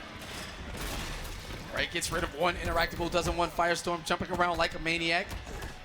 Great block there on the switch up, eats the overhead, gets the splat. Nothing much more than it, just some raw Oki, but SilverEye staying out of the range and using the leap every single time on his block strings. Ooh, the back three, the lead back, getting him out of one of those hits and not able to break the armor. Damn, extended combo, spending all of the resources. Big damage into that fist. Oos, oos. And there we go, that's what the armor trade's all about. Take the hit and then take your turn, young man. That was even a punish on it. SilverEye coming to life here. Woo! Wow, and he challenged that after the cross under. Great stuff from Gunny. Doesn't quite get what he was looking for, but staying away now, eats it on the punish from the Molten Trap, and SilverEye, whatever he was taught in that coaching segment, clearly working off. 317 follows him down, and the burst right on cue. All right, SilverEye. Okay, never out of it, and the health bar sometimes doesn't even exist here with the level 3 trait. But a second time, SilverEye gonna get the push block, but he gets another hit. He But he has the armor doesn't activated. care. Armors through Gunny, using that torpedo to get away, but chasing him down. Again, so much mobility in Hellboy. There is nowhere on the screen you can hide from him. Air dashes back in front, and now Gunny in trouble. Just try it, dumbass. Oh, sick. Ooh. Hellboy being a little bit savage here on SilverEye's behalf, and he is playing like it. All right, delay gunshot, trying to mess with the timing of the evasion of Gunshow. Chip damage territory, and SilverEye looking to close things out. He doesn't want to see the final health bar. Big sword coming out, slice to the chest, shoots the torpedo. Get back. Got his toes, and doesn't have level 3, so right now this is SilverEye's chance to take a game off of Gunshow. Whoa. Got Down mixed, one but the gunshot. armor saving everything behind. Gunny opening himself up with that back two. No way to recover, and SilverEye finally on the board, 2-1. Like those two first games never even happened. That's what was so crazy. Well, what did you see? Talk to me now, SilverEye. What did he do differently from the first 2 games that was able to put him in this position? He was able to survive level 3 trait early on the first health bar. Multiple times in previous rounds, you saw that Gunshow was able to take the entire health bar on that. That way he was able to apply pressure on the second bar of health, which is what has really got him in a position here in that game number 3 to have the lead and really keep it going here. And now his foot is still on the pedal here against Gunshow with a hefty lead right now. And that may even force something tricky out of Gunshow, but he let go of block on the meter front Molten Trap. And now these boys are swinging. All right, Gunshow uncharacteristically are dropping the combo after the 4-3. A lot of whiffing going on, and SilverEye's going to be the first to take advantage. Oh, well, never mind. Commentator's curse right back at you. Not allowed to complete a combo here in Game 4. Decisive for SilverEye's life if he can't run it back. Also, the use of the trait here in the past 2 games has been essential in SilverEye right now. I also like that he's mixing up off of the leap differently every single time, and it's been like 14 different mix-ups at once. And gets the shot out. Meter burn back 3 to negate any armor there, especially on that interactable head. Gunshow can continue the combo here. What side? SilverEye blocking successfully, plus frames instead. Doesn't have to go for the 50-50. Meter burn back 3. Yeah, and Gunshow getting a little impatient there. Huge risk with that up-close Molten Trap, but had the read on SilverEye walking back. So this time around, SilverEye still able to block correctly. Didn't push block this time. No. But was able to... oh my goodness. And a little short hop. It was a little beautiful, a little cute stuff. Hey, I'm here. Okay, I'm going for the overhead. And Gunny forced the clash now. He's going to win it. Regain 15% health, but no meter. Look for a lot of projectiles until they're able to gain one and make some things happen. Ooh, looking for the air-to-air, but great aerial dash back from SilverEye. And that's something that we have not seen out of Gunshow, which was him trying to use something else to keep this man out of the skies. But what a burst is going to force a clash of SilverEye here. All right, the Firestorm getting a little raspy for the boys, trying to prove to Hellboy that he's some kind of man. Clearly, he doesn't care. Guns back up, gunshots out, slowing down the momentum again. SilverEye caught pressing a button in between the meter burn of the Molten Trap. Now all of a sudden, out of nowhere, Gunshow a little bit of a lead here. Gunshots to the face, has to slow it down. So much respect now coming from both of these gentlemen. Trait activated, armor, I'm on my way in. Daddy is home. Goes for the overhead, and Gunshow can't really challenge there. Oh, instant air dash, great block. Taking his turn back, and a whiffed air-to-air jump attack. Nothing doing, no one home, and SilverEye pulverizing Gunshow into the corner now. Oh, meter burn for meter burn. They're going to get the trade, but the pound is going to send us to what is another game number 5 here at top number 8. Are you kidding me? It couldn't be any other way. Gunshow choking away a 2-0 lead. How many times have we seen this in this tournament alone? And decisive game 5. Gunny gonna think about it. Take some time, whether get a change of scenery. SilverEye's like, yeah, man, I'm here. He definitely grew both of those bags under his eyes in between games 3 and 4, and he's somehow figuring it out with the classic hands behind the head pose. You know what's in trouble time, as we saw from Biohazard earlier today. And this is just a continuation of what the entire tournament has been, start to end, these close matches, and the depth of field that is here at Combo Breaker. Yo, look at my is fist. insane. He just backhanded that young man at the character select screen. If that's not intimidation factor for you, I don't know what is. With the heated knuckles there too, those are sharp. And we're going into a final game number 5 once again here. And already a tech throw. Both these guys playing at the top of their level. Who's gonna get that very, very important first hit? Yeah, and a little early on the down one connection from Gunshow. And how alpha was that? Starting the match with an instant air dash into a throw animation, and SilverEye crossing him up dangerously. Trades not in your favor, doesn't quite leave the bomb behind for Gunshow and SilverEye. The power character simply throwing that cart out of here. We'll have no more of that, no rides. All right, supposed to almost a great read again by SilverEye, but you see that he's hesitant on a lot of these, but he's making the right reads. But eventually he's gonna commit and get something. Oh no! And Gunshow feeling the nerves. He's getting the burst, but no conversion. We've seen it a multitude of times now recently in all of his attempts. SilverEye taking advantage. Gunshow getting a little antsy there with a jump out of the mix-up. Maybe thought he was going to cancel forward, and we're going blue early on. Nice air escape, not going to deal with the hit stun, getting the ground pound. That's some great damage in and of itself. And oh no! Gets the burst and again fails. The conversion is Gunshow in big time trouble here. SilverEye riding all of this momentum. Air grab, slam to the ground, and he, who went down from 0-2, now a single life bar from advancing. Gunshow on the brink of elimination. Fear in his heart, corner pressure on his mind, but meter burn back threes his ways out in the armor he trusts. And of course, it couldn't be any other way. And you mentioned it early on. I mean, Gunshow, who's made a name for himself on the pickups, on those bursts, able to convert every single one of them. But here, where it matters, in this highest pressure situation, can crack here. Yeah, and that was crazy. SilverEye just leaping around and then just throws out a back three. Not sure if he was expecting Gunny to advance. He hadn't done that for the entirety of the set. A huge read that may come back to bite him now, as Gunny is in the driver's seat. 2 bars to his name. And does have a level 3. SilverEye needs to be careful. Wow, not to get hit. What a knock. Oh my god, we're going blue early. Activates the trait raw, looking for one errant hit, and then forward three's gonna get stuffed out. Goes for the extension, and SilverEye was looking for the air escape. Gunny believing in his defensive capabilities here. The throw down to the wire. About even in health. Oh my goodness, both going for the same exact reading. The down one burst. We're gonna get some huge clashable damage. Pressure is on here for Gunshow, trying to take this set right now. But what is SilverEye gonna do? Has the leap. It gets blocked. Yeah, he's making sure he doesn't have a chance to clash now. SilverEye, what is he gonna do? Gunshots to the face. Negates these high projectile attacks. Doesn't want to take a chance. Gunny looking for a trade. Welcoming SilverEye to take a shot. And steps he finally up gets hit. A little too early. Probably looking for the leap, and Gunshow barely escaping with his life. The young man advancing. SilverEye's run's gonna stop short here with a very respectable 5th place. That'll get him on the leaderboards for sure. And next up, Biohazard. Going up against Sonic Fox. Oh my goodness, this is gonna be a classic once again. These two have met multiple times in the Injustice Pro Series season number 1. Yes. Very close, almost each and every single time that they have played. But Biohazard has gotten so close, but no Skaar, never able to conquer the Fox. He's looking a bit shaky. Shaky may not be a good word, but he's open. Everyone's taking him down to the brink. Again, starting in losers before we even got into top 16. And Biohazard just been on a tear, has been doing his homework.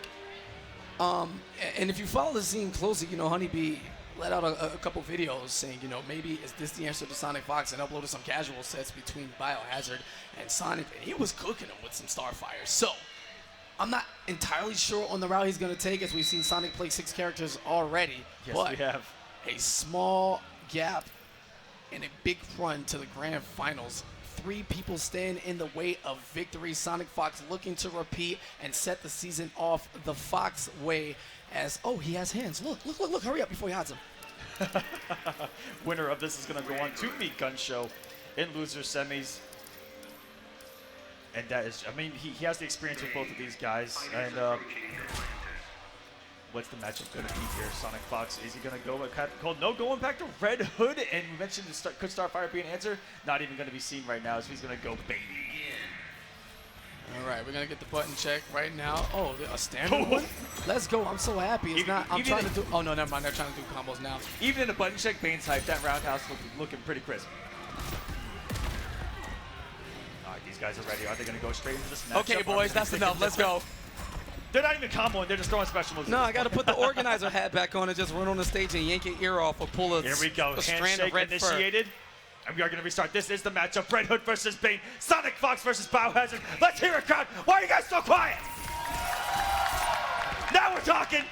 All right, Bane back on the screen once more. Dives his way in. Wow, that big down 2 whip. But tosses, does a little rearranging here in the King of Atlantis' throne room. Doesn't like the core, so gets rid of it. Wow, and 2 shots breaking through the armor of Bane. Sonic diving in with no cancel. Do not run from me this time, sir. Big elbow drop into the corner we go. And again, Bane, not a fan of the decor.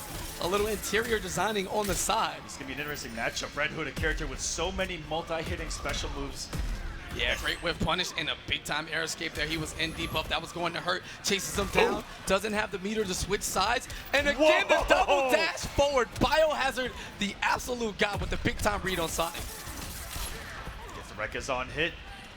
At any moment, Biohazard going to pop that Venom coming in, but what a down one from Sonic to stop the approach. These top players are able to react to the forward movement so well with these pokes and normals, and he's just going to lunge and take the very first health bar here off of Biohazard, who's already back from debuff. Does have 2 bars and only 1 strike away, I think. What a whip and punish from Sonic Fox. Way too far out. Easy whip punish now, catching him with the low kicks, canceling it to the trait, using those guns, getting a few chip damage. Oh, big.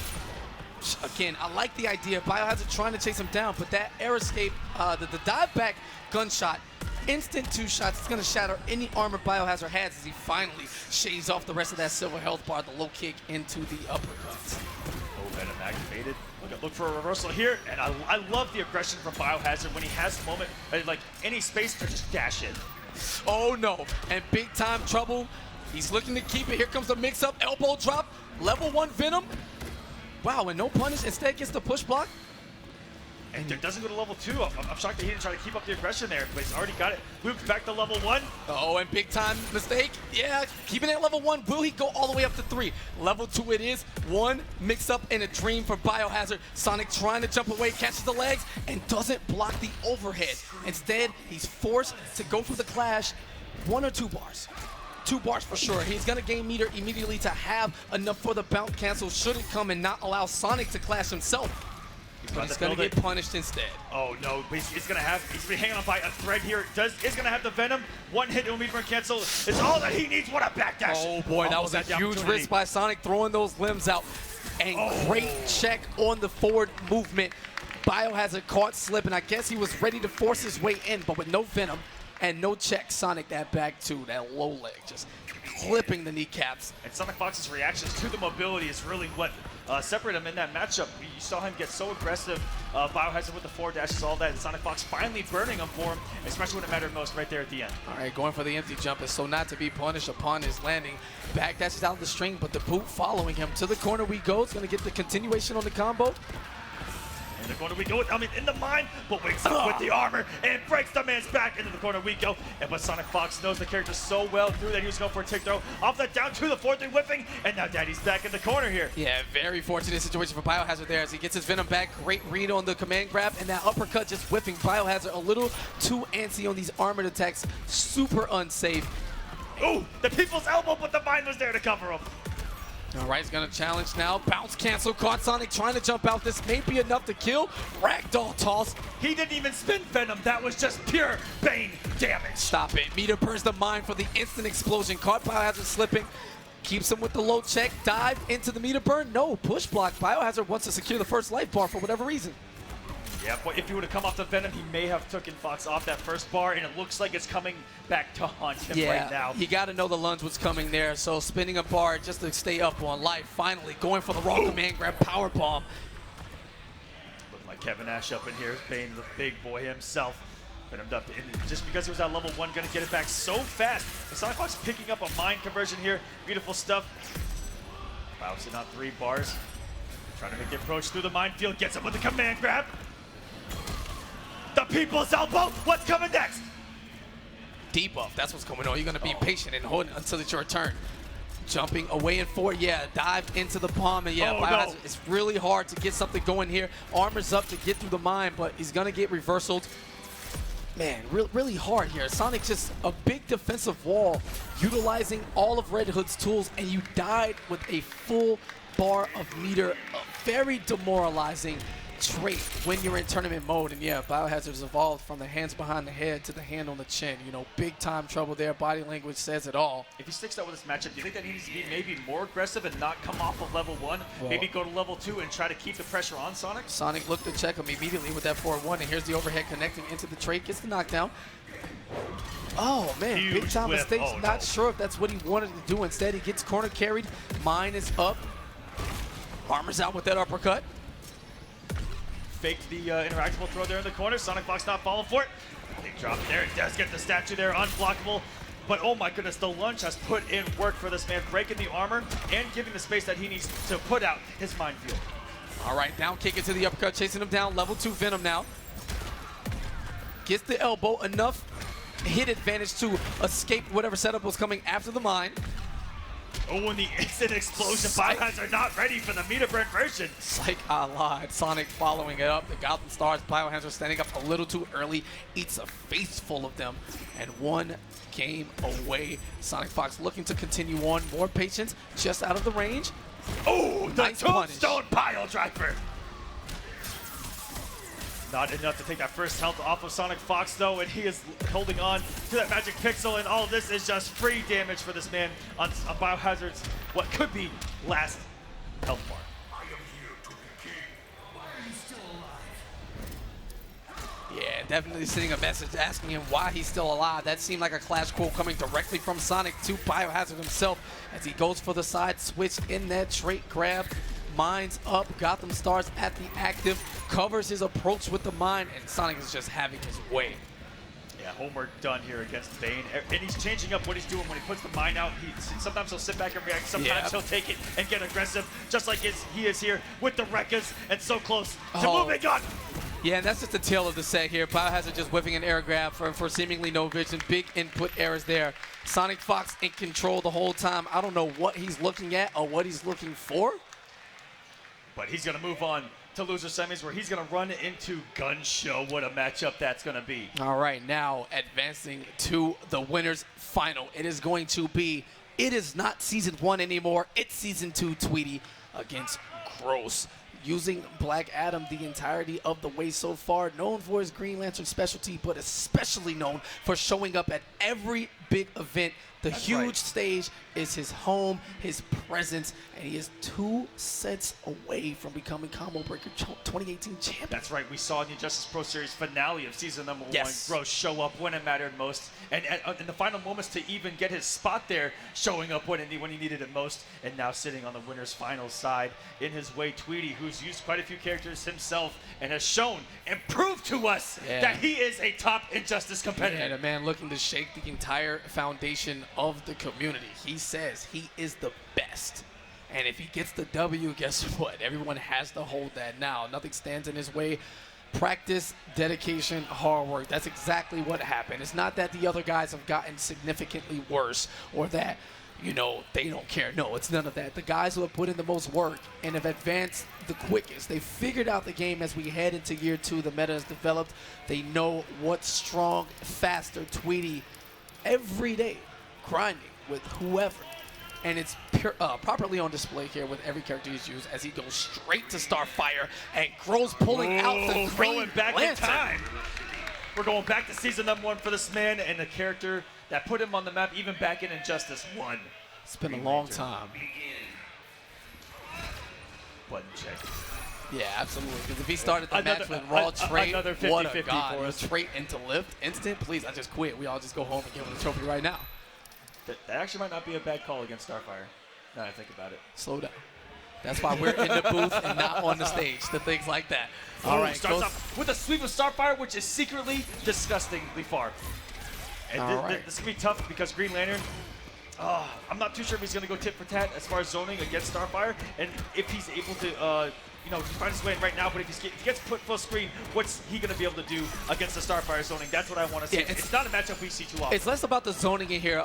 The big advantage that Green Lantern has is his forward walk speed. You can see him just kind of trotting across the screen. He doesn't deal with as much Starfire nonsense as everyone else because he gets in rather quickly. Now, looking for the mix-up. Great delay wake-up from Tweety as he goes into the hair flip, challenging normal hair flip again, following up with the trait. And yeah, Gross just can't find an opening, but it's not because of the zoning here. He's getting cooked up close.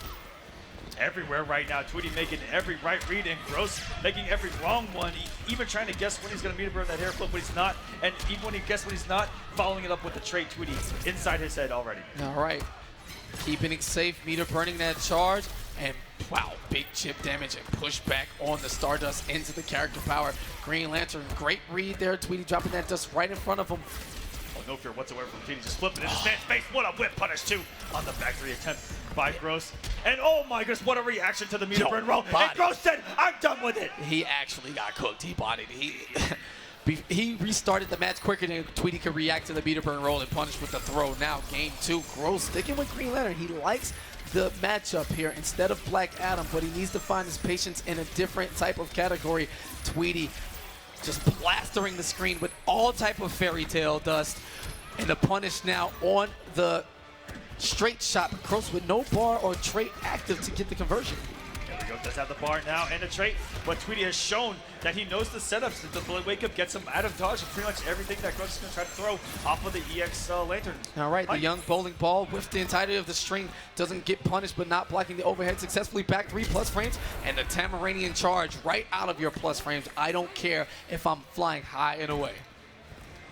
Yeah, that's something that Starfire can take away from you. You know, play that mind game of is she going to charge her or not, because sometimes your plus frames really don't matter against this one, but Gross going to get some huge damage here.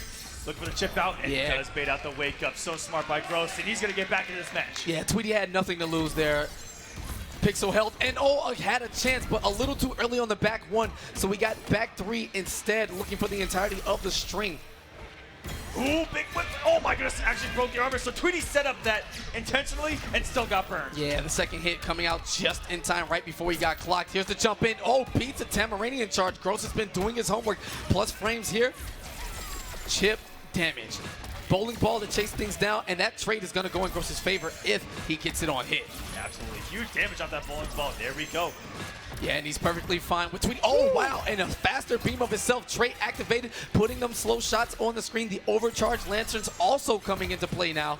He can speed it up, he can slow it down.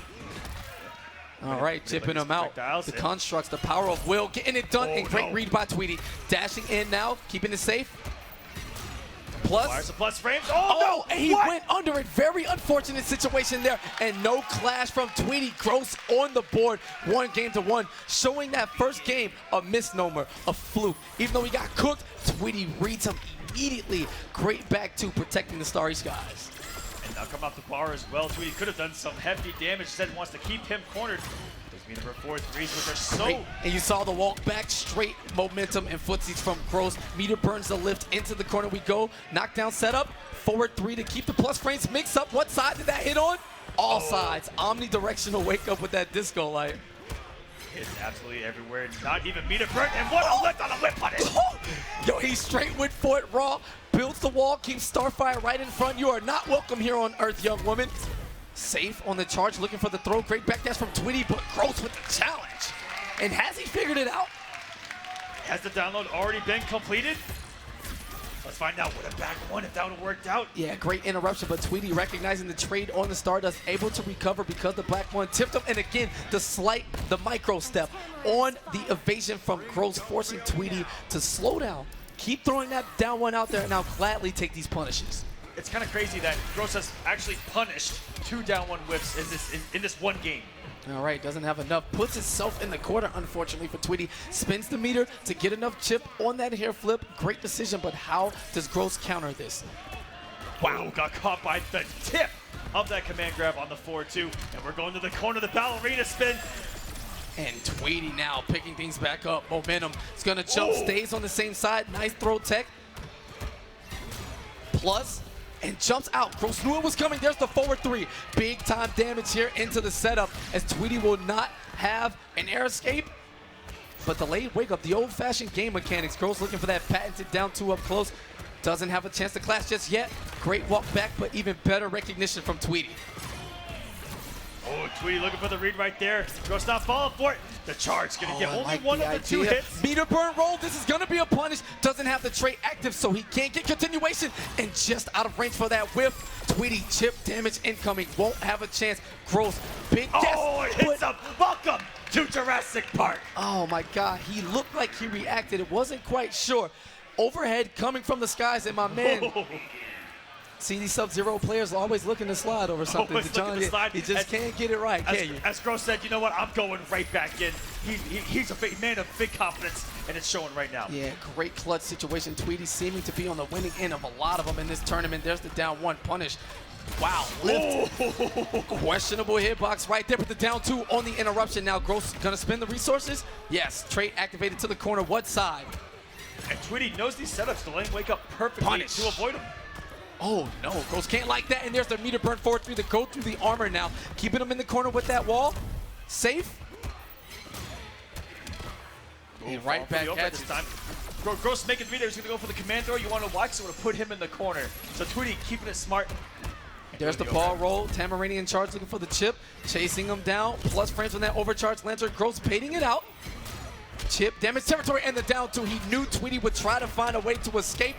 And goes for the entire combo. Could have snuck a lift in there to put him back in the corner, but more important was closing off the light blow.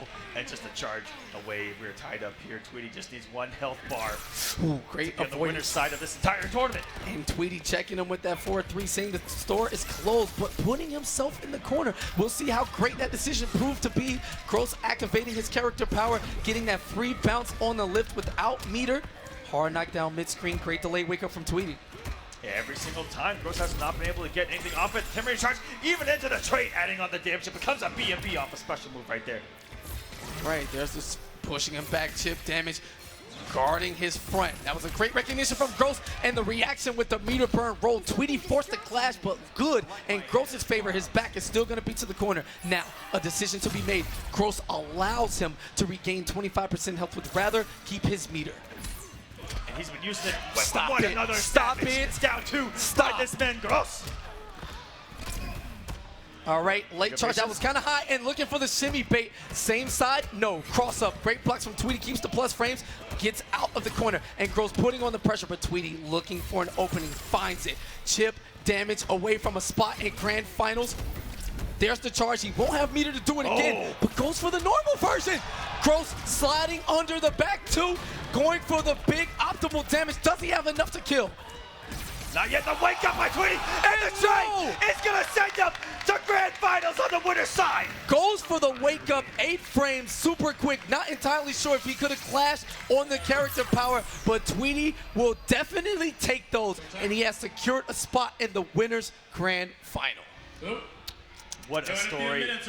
If you're looking at all the fantasy brackets, everyone is stunned right now, KP. Get over there with your cash right now. My man started up a load of controversy before with a certain player, Yes, he and did. talking about he was focusing. Instead of worrying about what's going on sideshows outside of the tournament and all of the Twitter fingers, Tweety had put his hands on that beautiful controller of his and fought his way into grand finals. Sonic Fox, 2 men in front of him to meet him. Gunny up first, Gross after that, depending on who wins. And we should see Firestorm once again. Not entirely sure who Sonic would look for in this match, but we will find out. 3 sets to go. Is he going to pull the NetherRealm Classic? Are we going to see fire versus ice? I don't know, but Sonic's definitely in his bag right now, just shucking and jiving and grooving and feeling it every which way. I don't know if he has like a tingle button inside of that suit or the fur is internal, so it tickles him while he plays. Something super weird. He's going to figure it out as we get into this button check. I would not be surprised if we even see this, which is the Firestorm mirror. Oh boy. Things are warming up here, folks. Did you really just do that? Had to. Sorry, my bad. Like you actually said that, like, you know they can all hear us, right? Oh, they can? Yeah. I thought we were just talking about the matches. Oh, what a horrible man. Either way, button check pretty intense now, activating the Matrix as he takes a trip to Brainiac in the back, you know, pressing all of the buttons that matter. Oh yeah, making sure his T-bag is on point, his down point always works. Both of them hitting that trade button, making sure that thing's all ready to go. And here we go, shaking the hands. And this is loser semifinals gun show against Echo Fox's Sonic Fox. Ooh. And a big whiff early. No capitalization from the other man. Matrix up, taking less defense, clips him with the interactable. He can't follow up because that is an unblockable explosion that launches. So you gotta have to let him get away. Some fights you can't win, and a little too late on the follow-up forward 3. Gunny in the driver's seat. Yeah, big execution error from Sonic Fox early on, who's on a 17th character of Combo Breaker 2018, trying to mirror the Firestorm of the world. Wow, not sure what happened there, but Gunny paying a lot of attention, able to get the continuation to fight back after momentum shifted in his favor, whiffing on that background bounce. Molten Trap active, trait level 3, Blue Flame on deck. Oh, no, I'm not sure what happened there, but still went for the rawest of 50-50s, double low, and Gunny not watching his feet. Instead, he's going to watch his health bar deplete. A lot of yellow. Those mixes were so unorthodox, and that's what made them super effective here against Gunny. I don't think he's ever even seen that before. And now Sonic Fox getting to walk to the corner here. Plenty of walking back, and Gunny needs to be careful walking back. He's already been burned by the Molten Trap already. All right, slowing things down. Gunshot to the face, looking to chip him out with that Molten Trap, and great read, of course. Firestorm players love to do jump out into the torpedo to escape and put massive distance in between their opponents, but the chip damage now into the corner we go. Gunny looking to fight back, neutral after that string, trying to bait out the burst, and the walk-up throw. Level of respect too high right now. Some forbidden strings right there, but Gunny ready for it. Man, On the load, nice downward burst. Been air escaped by Sonic to avoid what would have been a level 3 catastrophe. All right, fighting back, looking for the mix-ups. You can guarantee the next up-close attempt by Sonic will be shimmied up, baiting out a lot of buttons, playing a fantastic space game, both of these gentlemen. Ooh, jumping in, and Gunny showing a lot of respect. He's walk. Oh my goodness, almost fell onto the Molten Trap as well, and he's gonna do it a second time here, and that's gonna be some big unclassable damage. No, come back here. We are inside the ship. No flies through space as he gets the transition down south. Wake up, Oh Molten my Trap. goodness, Sonic Fox making all the reads right now. And what do you know? Next time, shimmy, 1-0. You know, Gunny doing a lot of laughing and smiling. He told me how extremely nervous he was leading into top 16 to begin with, and the pressure only gets higher and higher as we close down on the trophy in that coveted first place. I actually had a talk with him right before this top 8, and he walked up and said, not bad for a Fortnite player. Everyone plays Fortnite, chill. He's not special. Using the interactable to escape, jumping into the projectile now, slowing things down. Sonic Fox playing a more controlled pace as he walks up, feints the forward movement into the Molten Trap, drops the combo, but picks it back up in the meaty fashion on the end of that string. And Gunny now just waking up a little lost here. The headlights becoming a little too bright. Back to full screen we go. Sonic Fox has really dominated every aspect of the match. Yes. Up close, full screen, every read in his favor. And Gunshow looking, like you mentioned, deer in headlights right now, but he's going to go blue, and this could turn things around, but the drop! And I think that says everything about what we're witnessing right now. All right, the interactable's out. Sonic's going to hang out just outside of the explosion. Meter burns the Molten Trap right back at you. Matrix up. Wow, what a fantastic conversion. Gunny known for those. Doesn't get enough to kill, chip damage territory, and Sonic is going to push block as well, expending the resources only to eat that concussive blast to the face. And from looking down and out right now, Gunshow brought that back all the way. With one of the most beautiful conversions we've seen with Firestorm of the event, but another Molten Trap working for Sonic, and he's going to wait until the level 3 is activated. That was a very smart wager.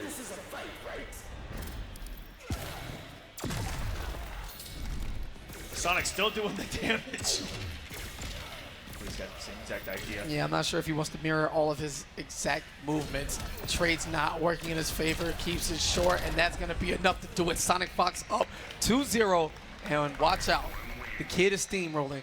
Coming off the 3-0 of Biohazard, he's now won 5 games in a row. 1 game away from making losers finals for a matchup with Gross. Is Gunshow going to turn things around here?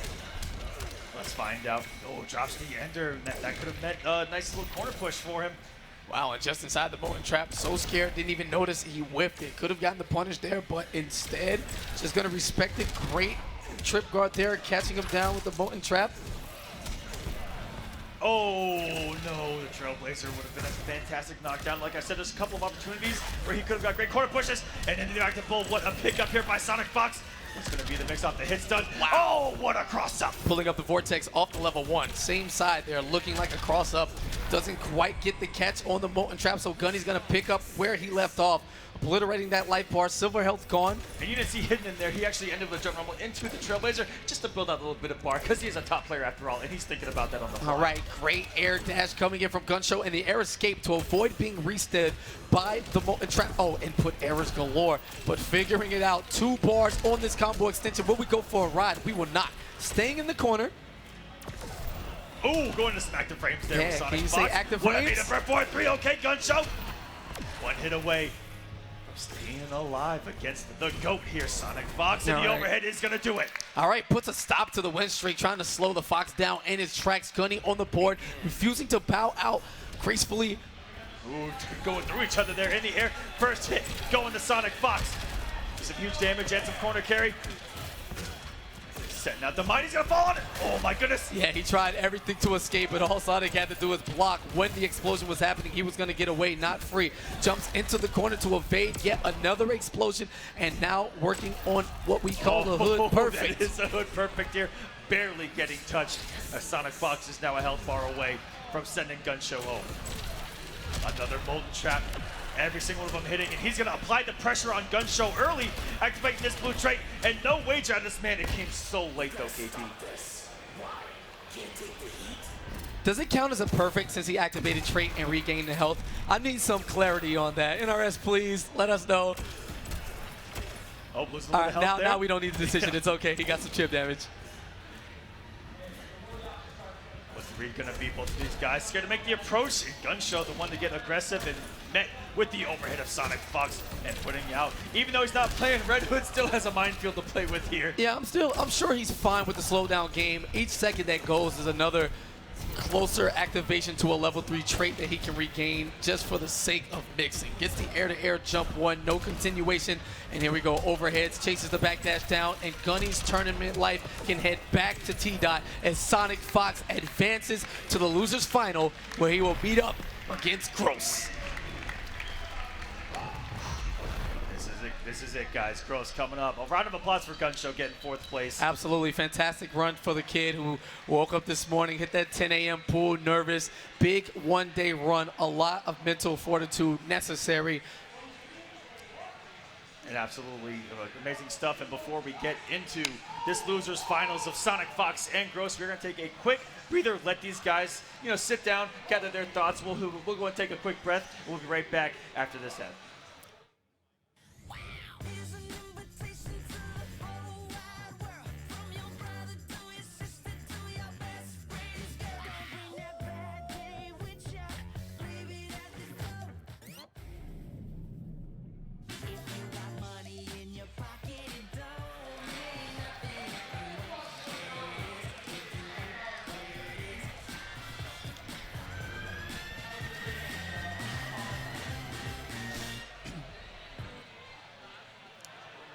And the greatest of esports breaks brought to you by the great KP and Mr. Aquaman. When we say break, it's a tiny break. So losers finals are here. Now, the big concern, Gross, we saw the 2 clutch games against Tweety where he got an input error at the end. He felt like he blocked the interactable, and then Tweety woke up with an unsafe move, but it was super quick. He made the right read.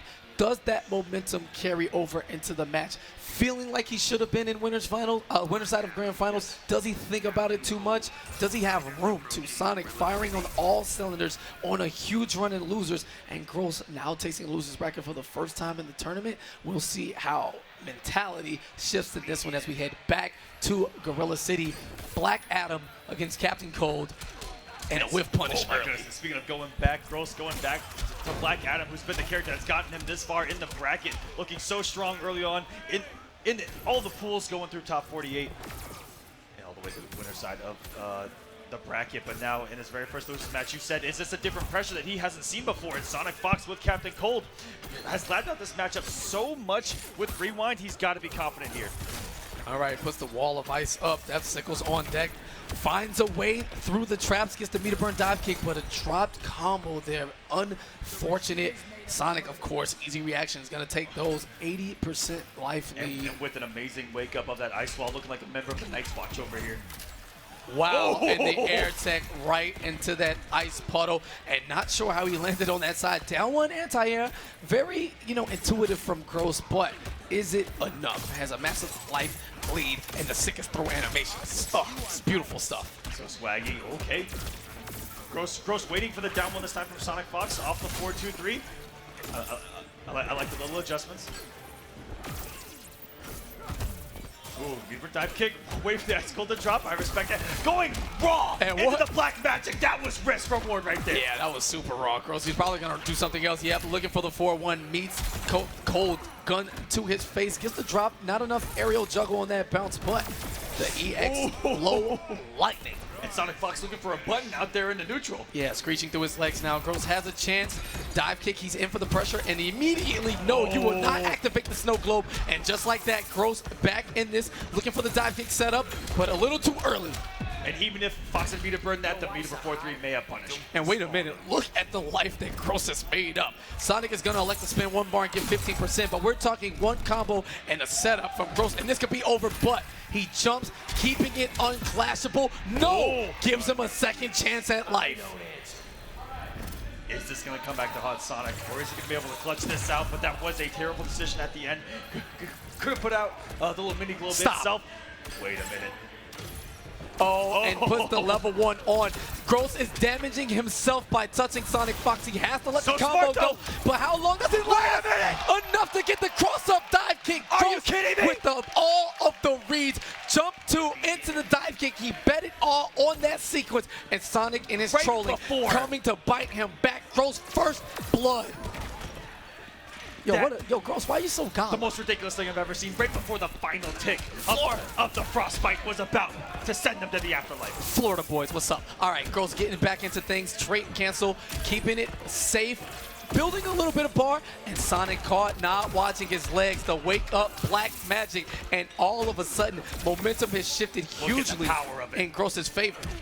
Oh, Stop. that was just ridiculous in He's and of itself. whiffing crouching light attacks. That's how do you whiff punish them? Like a god on reaction. Oh, not utilizing the 1-2-2 to go into any trade call. He does not have a level 2 yet. Usually Sonic is very greedy about trying to get that globe. And he's going to eat a little lightning. And you're talking about how momentum is being carried right now. And he is riding it right now. Absolutely It's gross. beautiful stuff. We know that those orbs, the character power, the orbs themselves, unblockable, that wrap around Black Adam's waist. So while Sonic's looking for Gross to make entry, he tags him with the low lightning. Oh, and there's a few times that you've seen Sonic Fox out here. Punish. Oh my goodness, throwing out those normals. I'm just looking for maybe a dive kick, something there. But what a shimmy, and this should be the health bar. Yeah, build takes up a some little bit of time trait out too. yeah, to get the trait charge on the gun, trying to raise it up to level 2. With each individual level of his gun, Captain Cold's projectile becomes faster and more damaging, but Gross denying all of it. Not going to spin the meter on the combo, except keep a super handy. And here through we the go. gap, we're going to take a trip to the pyramid. No, let it rock. Let it rock. Put him in the pyramid. I want to see destruction. Let it rock. And Sonic come on. fights. What a hype killer. Boo this man. That's Everyone, right. Boo this boo man. this man. That's right. Let it rock. Yeah, what's up? Yeah, I'll take off this mic and come to you, Fox. What's up? All right. Gross is up now in set 2 games. Sonic Fox on the brink of elimination. And It's going to be another mirror on the night for this man. yeah, Gross looking for a rematch. Oh!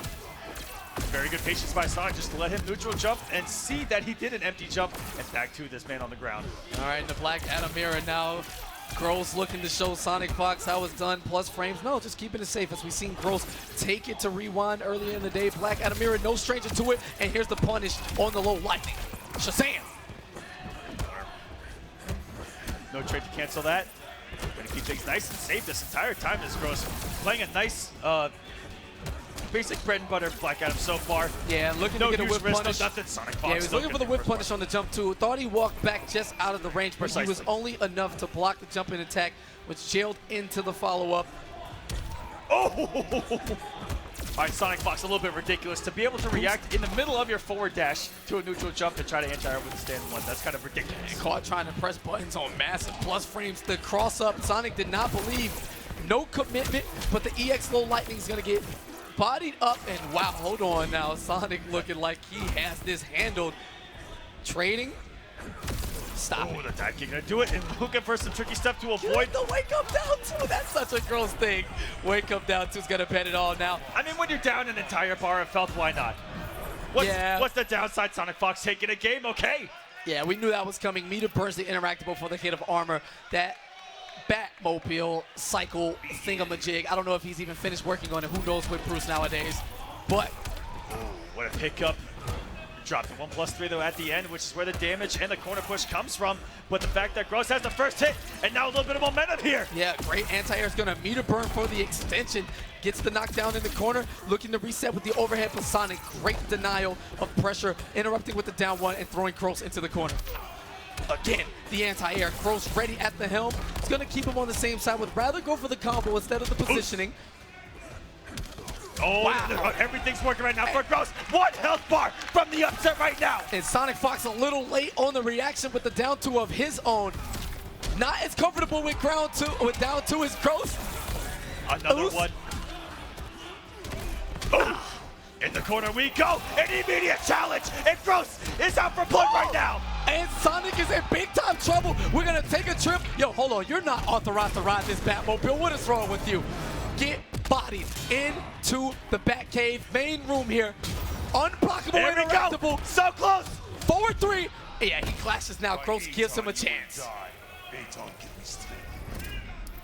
Yo, and this is looking kind of free here in Game 5. Gross looking to close the door on the entirety of that furry suit, top to bottom. We don't want to see it anymore. Instant dive kick with no meter behind it. Should have been a punish, but again, tight Another moves. down two. This should be enough. Trade cancel. Oh, just get the air escape. And Sonic will not die, refusing to give up, And but he's he done does it! anyway. And He's Gross done it! closing the door on Sonic Fox. One more game. The rematch against Tweety, and we are going to start Combo Breaker 2018 with a brand new champion out of the gate. Let it be Tweety or Gross. The times have changed, Aquaman. Yes, they have. Oh my goodness, Florida Gross boys. has eliminated Sonic Fox. Never in my lifetime would I have thought this. Florida boys. A change of the guard indeed as we enter a new era of injustice. Gross and Tweety is your grand finals. My man Gross is actually pacing on the stage right now. That's OD, walking back and forth. This is the second lap, by the way. I'm counting all of them because we're going to make fun of him for years. It's all good. And Tweety making his way to the stage, a 3-game cushion by qualifying on the winner's side in a rematch. I'm expecting to see Starfire and Green Lantern once again, but man, so much on the line. A huge chunk of points, an entire lead, and clutch on the Injustice Pro Series. We are 1 stop in, 4 to go. 2 online qualifiers in the U.S., some online stuff going on in Europe, Liga Latina. We'll get to those details later. In Canada, you know, ahead right now. So this is the biggest impact. It's going to set the tone. You are going to be the guy to talk about for the next few months, especially as we head into CEO right after this. And it's going to be Green Lantern. up against Starfire. Starfire. We'll see if it is the Green Lantern pick. You saw how well he was just playing with Black Adam. It is going to be the Green Lantern pick. It's Grand Finals time, guys. Let's hype it up. I want to hear some noise. Y'all sounded weak. I said I want to hear some noise. Now we're talking. Wait, which side are you on? What does it look like, Hal Jordan? Like your hair begin. The All-American Lantern right now, super clean. Yeah, I'm gonna button check it up. Make sure that trade is activated. Those bowling balls of hope fighting their way across the screen, or will I should say, or hope, depending on the Lantern, you know. Yeah, you know. He definitely wears like all of them. Shouts to the gear system once again, giving us these beautiful combinations. I'll say it. This is awkward. On this, we could not agree more. Fair enough. Let's do this. A little too friendly for my grand finals taste, but starting with the down two as the savagery Gross provides. Jump three to follow up, gets the entirety of the knockdown. Shimmy going for the low, keeping things safe, and huge presence offensively from Gross thus far. Already, and we saw this matchup just a couple games before and how close it got down to the wire. And we'll see if there's any difference here. We see Gross coming in with a little bit of money. The wake-up lift getting absolutely destroyed by Starfire here. And the offense by Tweety is going to be initiated. Even baiting out the air escape. And this is some championship level injustice that we're witnessing. Full combo damage coming on. Very few projectiles so far. And Tweety with the challenge on that forward dash, lunging right into Gross's mouth. Got that initial combo to set things up, but then Tweety stripped the momentum from him. Great punch there. And we saw him do the same exact thing against Meter Burn Roll in their last encounter, and how he's able to react to them. All right, able to keep things meterless, only activating that character power. Gross keeping it safe. Overcharged lanterns. Ooh, and Tweety just a foot outside of that distance, going for the clash now. He's going to regain health and keep Tweety's back to the wall. Said lucky indeed. It's so scary to walk back against the Green Lantern player with his forward walk speed alone and able to clip you with that back one at max distance. They got lucky there. All right, there's the overcharged lantern. Blasting it out in front, looking to catch the forward dash, but luckily for Gross, that bowling ball of will hitting before the Stardust added any more additional damage. And Gross is making up a little bit of health deficit. And eats the tail end of that meter burn part. Chase down of the down two. No air dash to escape. Oh my goodness, that wake up still hitting him even though he was a mile To away. bait it out, did the neutral jump from far away. And is going to use the advantage of that knockdown to get closer. Tamarinian charge up close. Raw back three for the plus frames, and Tweety actually challenged that. And a beautiful hit confirm off the 2-2-3 into the lift as well. Oh, big decision here. Now Gross has a lot of meter advantage. He can spin 2 bars and take an additional 15%, but he doesn't. Elects to keep the bar for combo extension. As we walk towards the corner, chipping it out. Tweety building another bar. Big time with their plus frames. Here's the charge. Very good patience there by Gross to know that he does have the charge available, even in the plus frames to disrespect. And one nice down one by Tweety. And looking for the chip out. He's going to take game number 1. 2 away for this man. Big time chip damage there. Gross, after spinning the bar on the overcharged lantern for plus frames, did not have access to a push block. Beautiful, using that huge sweep to start things off, already having the meter lead. And beautiful blow up of the down one by Gross with the back one to go underneath the glitter. Yeah. Fantastic counterpoint leading out with his max damaging starting string. Oos, full screen. Great placement of the Stardust. Gross. That character power so fast, it's not reactable. And this is over half of the health bar gone. And look for the meter that Gross has to try to stop this full screen madness with a couple meter burn roll reads. All right, trying to corpse out the great block on the cross up from Tweety and a punish on the background bounce. My turn. Meterless goes to center right back, but a little too early. Massive down two. Okay, we're just going to play around the Batmobile because this is how it works. A little jealous they can't drive it, but why when you can fly? And Gross closing out that life bar. Great sequence and good space control there. Yeah, unfortunately, Tweety wasn't able to get the punish that Gross was able to, which is a full combo on the background bounce off block. And using the active frames of that fantastic jumping lag attack from the Green Lantern into the corner. Here's the wall. Wake up from Tweety. Caught the back dash, almost got a meterless. That's a very tight combo to pick up. And now Gross, feeling it, the momentum in his court. Yeah, and has the clash there is Tweety. 1 bar of life. Gross doing the right thing, getting rid of his clash, and it's just going to need to chip away as much as he can. Trading some zoning tools, wakes up with the bowling ball of hope. All right, punish there on Tweety, easy dodge. As Gross simply wanted to get rid of that interactive. If it hits, it hits. If not, I'm on my first life bar and had a few hit points to give. Oh, busts out the EX so fast. We're not able to get the approach. And actually combos into it, uses the character power. Now, while Green Lantern's trait is active, his regular straight blast, he can slow it down or speed it up. Slowing it down for the ultimate space control, and as Tweety stands up into it, follows it up with the overcharged Lancer, gets a combo in zoning, and takes game 2. And now the switch from Tweety going to another very heavy zoner, but one that might be a little bit more effective against Green Lantern. That is Dr. Fate here. All right, Green Lantern now jumping in, looking for the backdash, immediately canceling, but gets caught right before he can let that back to Gross, continuing the forward momentum into the corner, looking for the cross-up. Here's the throw. Just a little construction, no big deal. Hey, man, we're dropping bars here in Grand Finals. All right, unblockable pickup truck. Dr. Fate wanting nothing to do with it. Gross trying to meter burn his way in, but gets denied. Big orb to control the space, and Tweety looking massively comfortable here in the corner. And this is really good for Tweety if he's able to overcome this matchup. Oh my goodness. And the bait there, Gross with the forward dash shimmy from about half screen away. Meter burn back 3. And a meter burn back 3 of his own, armoring through Gross's attempt at damage in the corner. And Gross going back to work here full screen. And on the trade, Tweety able to survive the blast. And Tweety's able to overcome this matchup. He's going to have the advantage in the counter pick 4. If Gross comes off Green Lantern, he's able to go to another character. Yeah, it takes a few trades for the sake of tying things up. Great idea there for slowing down. Here comes the Dark Magic. You don't want to trade with these enhanced damage projectiles. And Tweety stopping that forward dash, trying to bait out something. There's the back 2 out in neutral. Gross working his way in, keeping things safe. And a great challenge from Tweety. That forward 2, such a great quick lunging charge move at around 8 or 9 frames. Gross trying to find the answer, desperately can't. And Tweety having no bar. He really couldn't go anywhere. But Gross following up in a huge drop, but what a read on it, didn't even punish. 2 hits and swipes a gator at him, you know, for whatever reason necessary. Not a fan of what's going on here at the Slaughter Swamp, but Gross staying alive right in front of Tweety. There's the back 2 canceled into the cliff. Gross looking to press a button in between, but it was not his turn. Gets to the other side, and instead of going for the combo, elects for the reverse throw. Tweety chip damage territory.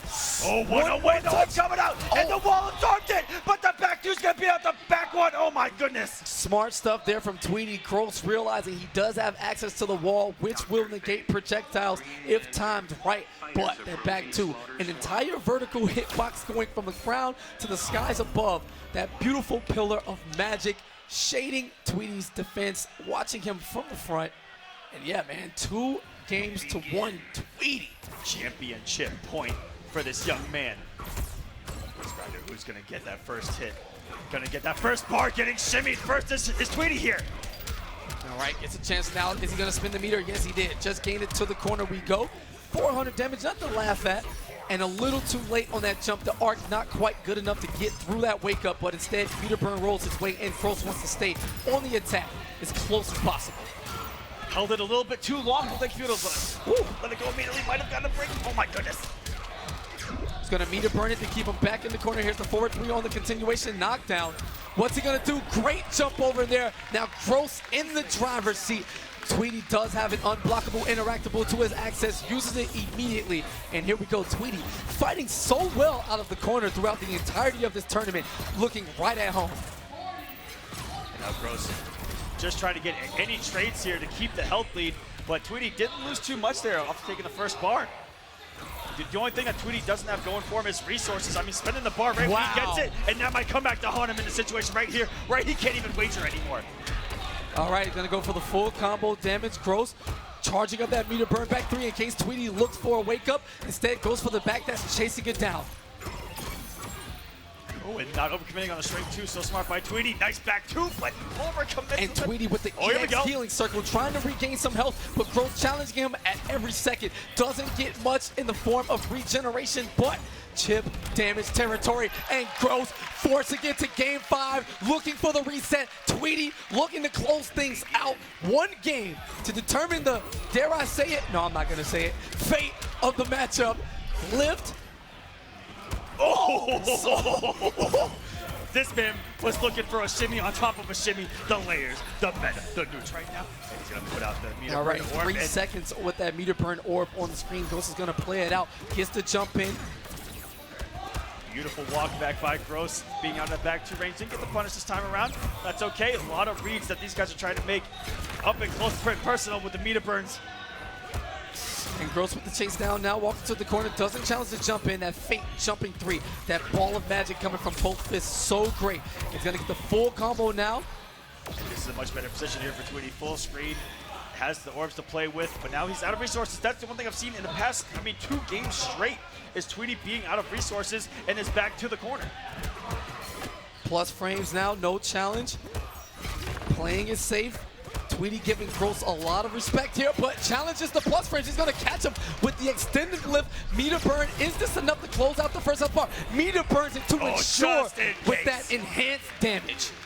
1 health bar away from a reset here. Injustice 2, but Tweety might have something else to say about it in the back. Tweety did recover from the orb in time. All right, now the pressure heating up, cooking inside the soul of both of these men as Gross looking for the reset. Tweety looking to close the door on Combo Breaker and defend the Midwest. Back 2 gonna get the conversion, sets that full screen, and Gross gonna do it before he's gonna be put there. And that is a fantastic flash. That might have been his only opportunity to get it. And with 3 bars of meter, he's gonna have time to build it back and essentially start with a brand new health bar. We are. Tweety this time does have a bar around. And the down 2, okay. Savagery, and you know what? Tweety's gonna do the same thing. He wants the separation. Forget Gross in his combos and setups. 1 bar, no big deal. You can have full health too, but now it's just straight up. No breakers available for either one of these gentlemen. And the down 2. Reads, heavy reads coming into play from this point out. They were so effective against Sonic Fox, and now against Tweety, couple of savage ones indeed. Almost caught another down 1 whiff by Tweety. This is down to the wire, both even health. And Tweety spending the bar as he gets it. Is that going to come back to haunt him? That's another one, though, off the back 2 conversion. Meter burn rolls his way in, doesn't try for the anti-air attempt, but catches the leg. Gross now working his way towards victory here in this first set, looking for the grand finals reset. Off the knockdown, it's going to be in the mix. Meter burn Gator and get back to the ground. Oh, getting close down towards the end now, blocked successfully. Meter burn back 3, trying to take something down in the shimmy. If he can complete this combo, this should be it. No air escape available for Tweety, and that is it. Gross on the reset. Let's go.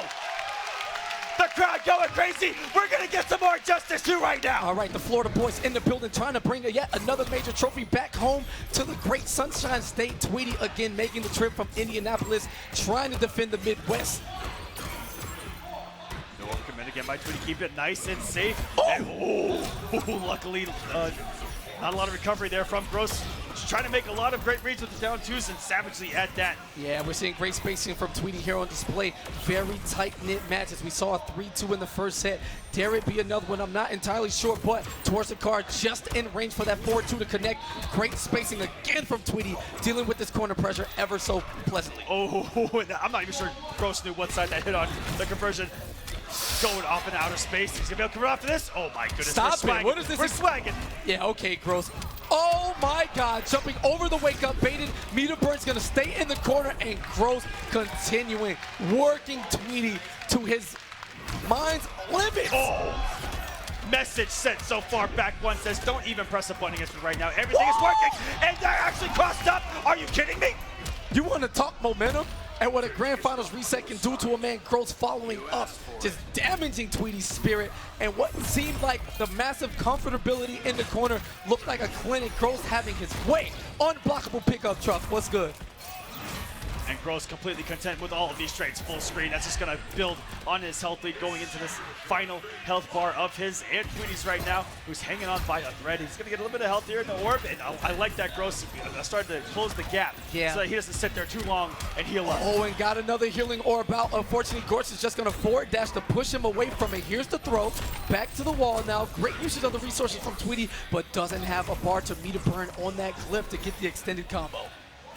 And that's been the story of this grand finals for me, KP, is that Tweety, once he gets the resources, spends them. And he finds himself in these situations where even if he wagers and has no air escape, it's just not there for him. Even they're getting the bar, spending it immediately. Very questionable there. Down one into the bounce castle, looking for Gross to counter poke. I understand the levels of Yomi, but man, he has no meter now, and every trade is going to work in Gross's favor. The bowling ball of will coming to Gross's defense and baits it out. The momentum continues. Gross up 1-0 in the driver's seat as Sonic comes to his aid. The 30-second countdown on. Giving Tweety a taste of his own medicine, though, with reacting to the meter burn rolls forward and having a button there sitting there waiting for him. Yo, let me just give some props. I don't know if y'all saw that, but Rick, the Hado, T.O. Combo Breaker, just jumped on the stage faster than I ever have, and I've jumped on a bunch of stages to yank people out for coaching. What a god. He should give himself a trophy, and we'd all be okay with it. I just saw Rick RKO box off the stage. It was beautiful. All right, turn my head and right back in is Starfire in the middle of a combo. Yellow Lantern now, and Tweety waking up raw. Gross is definitely in his head, trying to figure things out. And the switch to Starfire here for Tweety, whose back is finally against the wall. Gross, for the first time in set, has a true lead. Oh, and baits it out. Doesn't quite get a massive damage punish, but we'll take it. You know, it's better than getting thrown into the corner and forced to deal with Starfire and Tweety's great, you know, space control so far. Here is the punish on the Stardust. Complete. And you mentioned earlier he actually did not end that same exact situation with the lift for the reversal of position, and now the tournament's on the line, he's actually able to do it on the fly. Oh, not getting damage on the bowling ball, so I'm pretty sure Gross is a little bit shaking his head on that one. And back to full screen he goes. Tweety slowly inching his way back into this match. That seems to be the story of Starfire, just chipping and clawing her way into matches. Straight hits, not a lot of combos. And a little too far out for the whip punish there. The Tamarinian charge coming in handy. Doesn't have the character power to extend with damage-wise. And great usage of that jump 3. Tweety keeping Gross away, not making the same mistake twice. I love the adaptation. Oh my goodness. And Gross not even going to attempt to come back. Tweety getting some of that mental fight back now. Gross gonna take a breather here at the character select screen, tying things up at 1-1. Definitely thinking things out. Is he? So he's gonna stick it out with Green Lantern. I have expected a change there. Black Adam has some great tools to deal with Starfire. Again, the mobility and the threat at full screen. And with Green Lantern, he's relying on the meter burn roll reads and simply trying to walk down an opponent that can chip him out to death. I mean, we saw him try to make some meter burn roll reads and some forward dashes there at the end, and he got burned for them, walking into some of those active projectiles in the entire game. Wow, and almost outside of the range. Instead, he's that unblockable from the top. Great notice for Tweety to keep the distance in front of him covered with that Stardust, and the meter burn back 3 to challenge his Gross approach. So much chip damage. Tweety looking much better with another switch in this tournament. So many characters in this man's arsenal. Look at the respect for both these men. Catches him on his landing frames before he can successfully hit the ground.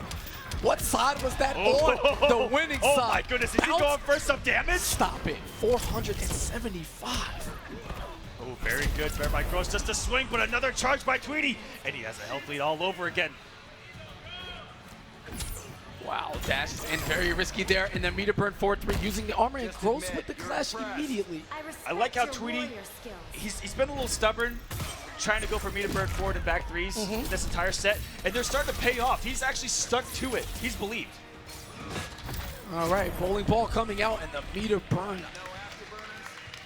Tying us up once again. Can the set get any closer here? I mean, it wouldn't be a grand finals any other way, man. You gotta have it this close. Bowling ball staying out of the range, just blocking the splash damage off that interactable. But man, that character power coming in handy. Big whiff punish here. So much recovery on that whiff throw attempt from Starfire. Gross is gonna carry towards the corner. Now Starfire has access to some interactables, and that should be the punish. No. A lot of chip damage and a great way to build the space. They need a press. What a crouch from Gross and punish with the lift. Is something distracting you? I like my head in the clouds. We're going back to full screen. This is what Tweety wants. Wow, immediate presence of mind by Gross to forward dash there. Oh, and a little too early on that jump is going to catch the tail end of that projectile. Great job of mixing it up from Tweety. Gross looking for a way to come in, and no, big time whiff, but just outside of range. Tweety forcing his way in, now looking for chip. Oh, here we go. Tweety, another championship point now. Couldn't close the door the first time out. Gross is going to hit rematch. We're going to stay here in the Batcave. Championship point again for Tweety, and what a ballsy jump towards the interactable. Like Roasted Keep draw first blood here, and he's already got a couple of hits on Tweety. Yeah, Tweety taking some big risks back-to-back early. Does technically have a game to give. Looking to close the door out early. Gets the full combo damage off of here. 348 damage. Beautiful stuff pushing him out. And didn't spend all the trait. He wanted to save some for this zoning. That was so smart by Tweety. And he even added on possibly more damage on a chip that he just put on. And out of nowhere, 2 hits later, and Tweety regains the lead. All right, chip damage now. Looking for the back 3, trying to catch Gross's attempt. Wow, and catches her from the charge. Very fortunate situation. One side, great block from Tweety. All right, and the trade works out in his favor. He's able to wipe Gross's health bar, force him out to play. Maybe looking for a clash early on. We don't know that momentum. You know, Gross likes to get rid of it early and regain as much as he can. And great punish of the meter burn roll there. Tweety protecting his front. His Stardust placement is actually ridiculous. The kid knows exactly where Gross wants to be forward momentum-wise. Just dodging back and forth in the neutral as Gross ties things up here. Having something sitting there waiting for him. Okay, Gross. Why do you not yield? Saving the best for last. They definitely are teasing us with this back and forth flurry of grand finals matches. Back 3 Raw, challenge with Stardust, more chip damage. And Gross in big trouble now. Can't take much more of that. Back 1, excuse me, to challenge it. Tweety's had enough. Oh, charge getting him out of dodge so far away. And look at the chip damage adding up for Tweety here. Trying to take combo breaker right now. Oh, and no punish there. Didn't go for the extended one. Unblockable now. Gross, what is it gonna be? No bar for Tweety, but he whiffs. Gonna set himself up now for the combo. Into the corner setup we go. One mixed in a dream. And the charge is gonna do it. Tweety wakes up, and I believe the wake up cross Gross up. Tweety, your combo breaker 2018 champion. Hard work, dedication, and a lot of belief and confidence. And the trophy stays here in the Midwest. No coast, no kings. A great start to season 2. And yeah, sure, let's just look at the bracket. We know who won. Yeah, great job. Oh my goodness. We're alive. Oh, hi guys, my bad. I got the bracket right here. One of, if not the best Injustice tournament I've ever seen in my entire life. I think it's the best. Free. Free. No question. No question. That was ridiculous. We are going to get that. all of these finalists on the stage, and every single one of them has earned their spot, and every single one of them could have won this event.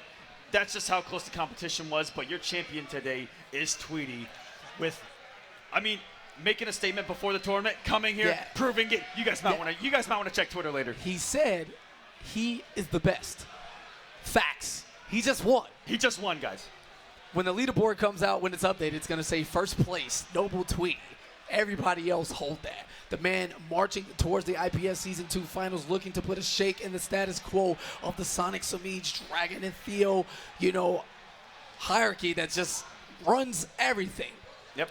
He said it's no longer Season 1. He brought his character, Starfire, coming out in the grand finals. Pretty even matchup there with Green Lantern. Simply outplayed there in the Tamarinian charge, getting the job done to select.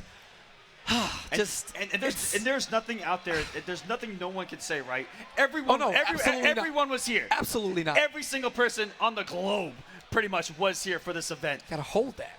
And you gotta hold everybody. That. All right, guys. All right, we're gonna hit it to the stage with the top 8. For the top 8, from left to right, KP, would you like to do the honor? All right, coming in 7th place, the young kid all the way out from Las Vegas, Nevada, representing Nodal is Rewind. You better make some noise! All right.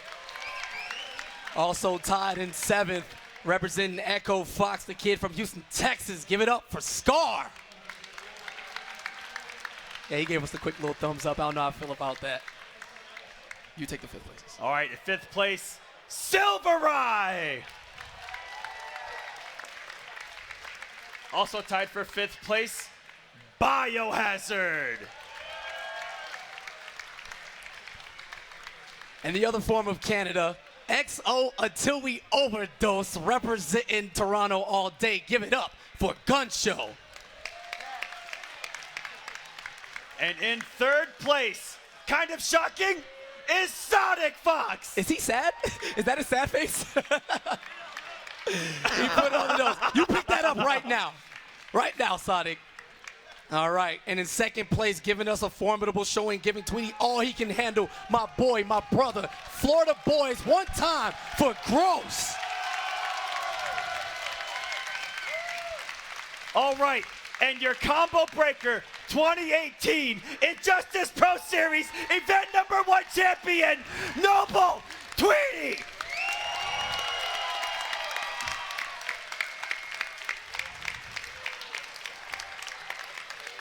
The best on the globe today, KP. Oh, he definitely is. I'm not entirely sure he knows he won. He's just kind of holding the trophy like, yeah, it's no big deal.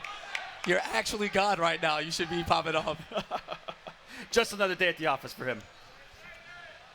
Drop that kissy verse. Drop that kissy verse.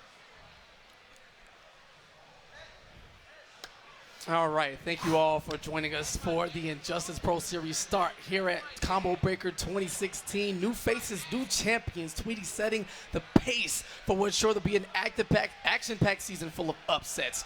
You can follow me on Twitter at Katana Prime. This is my good buddy. Thank you very much for joining me, Mr. Aquaman. Spell it out every time. And yeah, that's gonna be it for the night. Oh, hold on, KP. What's up? I have a gift for everyone that's actually at home watching. Really? I have to be a part of a series called War of the Gods. Okay. And we got a little something for you guys. All right, cool.